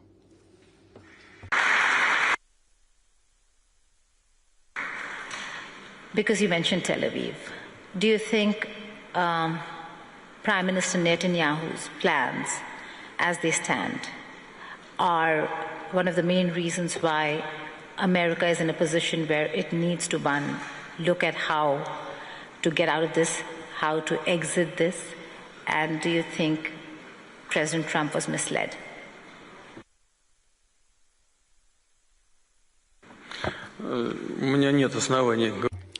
Well, I have no grounds to believe that President Trump was misled because he's a very mature person, a very experienced politician. I don't think anyone from outside can exert any significant influence on him. We know very well the concerns of Israel. They are related to their perception that Iran seeks a nuclear weapon, even though on multiple occasions before, Iran had stated, and it keeps stating, that it entertains no such plans, and we have no grounds to believe otherwise because we have no proof that Iran seeks a nuclear weapon. But that said, Israel has these concerns, and the main problem around this situation is the lack of mutual trust between the parties. And in this particular case, it is important to place these materials under the IAEA control. IAEA is an international organization, and the leader of the IAEA was here in contact with us because the start was given to the construction of a nuclear power plant in Uzbekistan. So if it's placed under the IAEA control, I see no problem with that. As for agreeing on the level of enrichment within Iran, this is another matter entirely. I think it's less acute. I think Iran is entitled to a peaceful nuclear program, and we cooperate with Iran in peaceful nuclear energy. We build an energy unit of an NPP in Bushehr in Iran. It's operational, and we keep constructing another 2 energy units, and our experts are on the ground. Most of the personnel has been evacuated because Bushehr is almost on the coast of the Strait of Hormuz. So basically within the area of hostilities, part of the personnel, the women, the children, we have had to evacuate them, but some of the personnel still remain. And in that case, I would like to draw your attention to the fact that we're in contact with both Israelis and the Americans on this matter. They told us, yes, some things, missiles fell. Next, that was a coincidence, that was not deliberate. There are no grounds that it would be repeated, and we have no grounds not to believe them. We see Israel's concerns, and also we see there is a willingness to ensure the safety and security of the NPP in Bushehr, but it's quite otherwise in Zaporozhye, where there's the NPP and where the Ukrainian armed forces are constantly carrying out strikes next to the station in the proximity. And there was a recent strike. I think they lost their minds. They struck against the energy unit, but luckily there has been no consequences. It has been shut down, but it was not damaged. And yet the situation is very, very dangerous because there's this spent nuclear fuel, and should the vessels carrying them be damaged, a very big question begs itself where the wind is going to blow, and there's no guarantees that it's going to blow in the Russian direction. Probably it's going to blow in the European direction. So the Europeans that are condoning the actions of the Kiev regime should think about their own safety. Incidentally, quite unambiguously, unequivocally, this was mentioned by the head of the IAEA, Mr. Grossi. This is what he said. And now getting back to your question. In general, once the situation calms down, we intend to keep working with our Iranian friends and constructing these nuclear facilities. But of course, we could play a certain role here. We could assuage the Iranian concerns, because they're concerned that there are restrictions being placed on their peaceful nuclear energy. But since we are working with them, we stand ready to provide them with everything they need, including the enriched uranium they need for their nuclear energy. Economic or friendship or economic partnership, President, sir, there are reports in Western media where they say that Russia has supported Iran, not just symbolically, not just in words, but in satellite images, in data sharing, in information sharing. What do you have to say to those reports?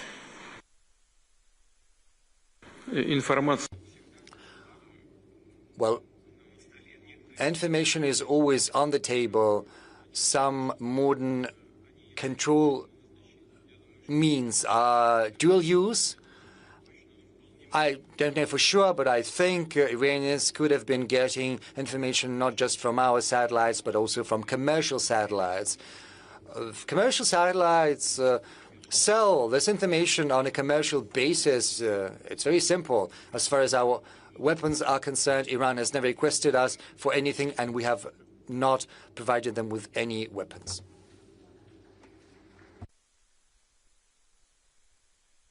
But these wars today have shown a different side of modern warfare. Drone technology, whether it's Ukraine or for that matter Iran, way ahead in drone technology, in the use of artificial intelligence. How does Russia fare, and what's your assessment on what you want to do, and reading on Ukraine's drone technology, Iran's drone technology?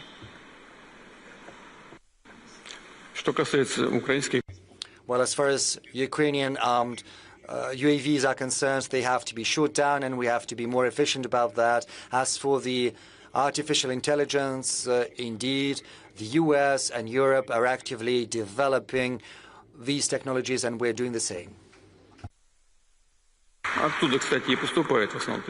And mostly UAVs or spare parts for UAVs come from Europe to Ukraine. Some spare parts come from the US.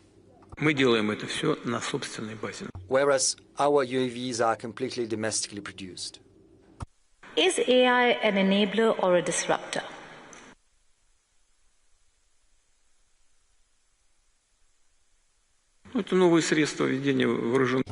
Well, this is a new means of warfare. There's nothing strange about that, or nothing new. Everyone starts getting ready once it has already become part of real life, real warfare. But these are not the only means of carrying out warfare. The outcome is assured through a combination of forces and instruments and tools, and most importantly, thanks to the motivation, the morale of the armed forces themselves. It is also assured through internal cohesion and society of the society. Say, these UAVs carried out a strike against a coal port. So they created some noise. There was this fire because of the coal. Did they achieve something? Yes, they did. Is that a decisive factor for achieving their goals? No, it's not.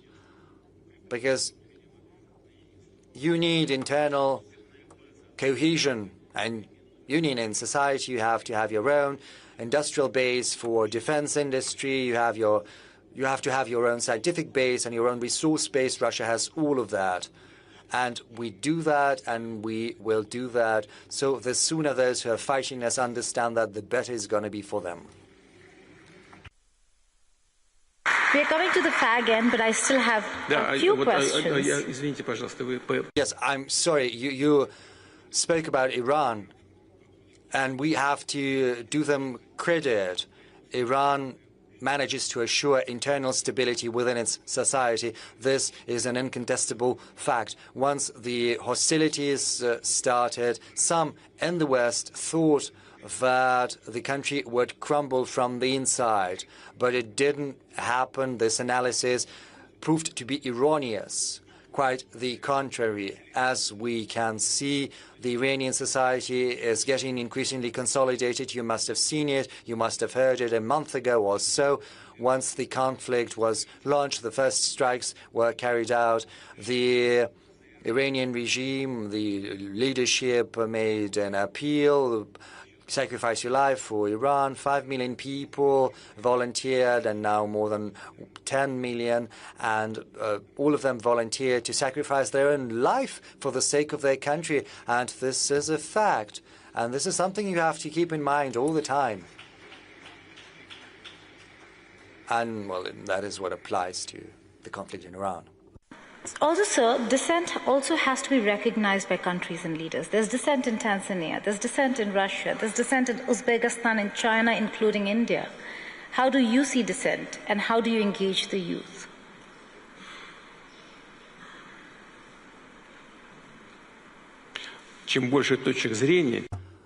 the more points of view exist, the better it is, because you can choose the best. Okay, I have to ask my India question. Yesterday, you were meeting with some of the editors, and you spoke about Su-57s and that it was an offer for a collaboration. Does that offer still stand? What are the details? And what's the conversation you're having with New Delhi?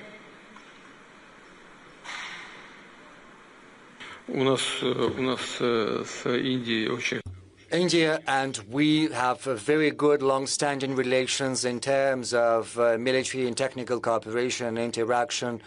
A significant portion of the armed forces of India are equipped with Russian equipment, with Russian material. This is a tradition that dates back to the Soviet times, and this tradition is kept alive.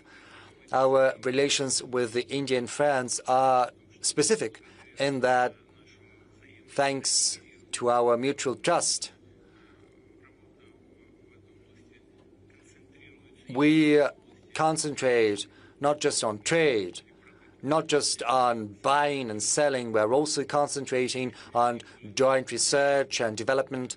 One of the most the greatest examples is the medium-range missile BrahMos. Indian experts participated in the design of this missile from the very beginning, and Russian experts as well, and the outcome was great. India has traditionally been purchasing our aircraft, both planes and helicopters from us. Su-57 is a very good aircraft, probably the most modern one, the most up-to-date in the world as of now, and it is also the most efficient. We offered, and I said that to our Indian friends yesterday, we offered we should do that together. Well, it didn't work out, but we did it on our own, and we stand ready to sell Su-57, probably. You know, there are 2 pilot configurations, and it could also serve as a command center. So forging ahead, and we are very efficient, not just in aviation, but also in maritime equipment, submarines, and surface vessels. Is there a waiver or carve-out for India in acquiring and procuring Su-57s and S-500 air defense systems from the United States of America? And will that stand? How do you think India should be dealing with America and the sanctions?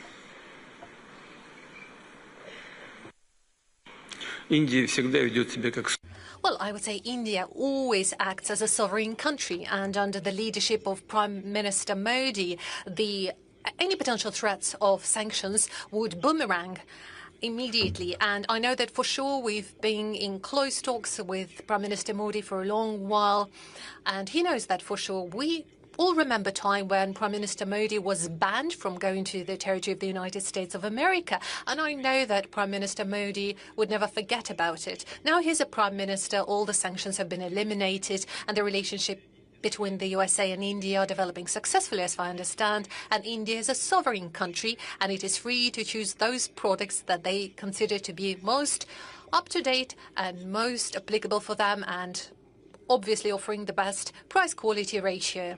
No matter what people say, India has always been acting in this manner. How? Well, India is always guided by its national interests. Of course, that is a very sensitive area, the defense area. But one thing is particularly important. It is crucially important. And the thing is that our cooperation with India, just like with all other partners of ours, is not subject to political environment. We can't be dictated. Do not deliver that to India. Nobody can dictate us, and nobody would even try to do that. We are always going to do what we consider to be right, and we will always stand true to commitments given to our partners, especially such partners as India. And in this spirit, according to those rules, we do our business, and this is how we're determined to continue. I began the session by saying we can't be dictated to, and my co-moderator, President Putin, has said the same. On that note, we end the session. Thank you so much for joining us.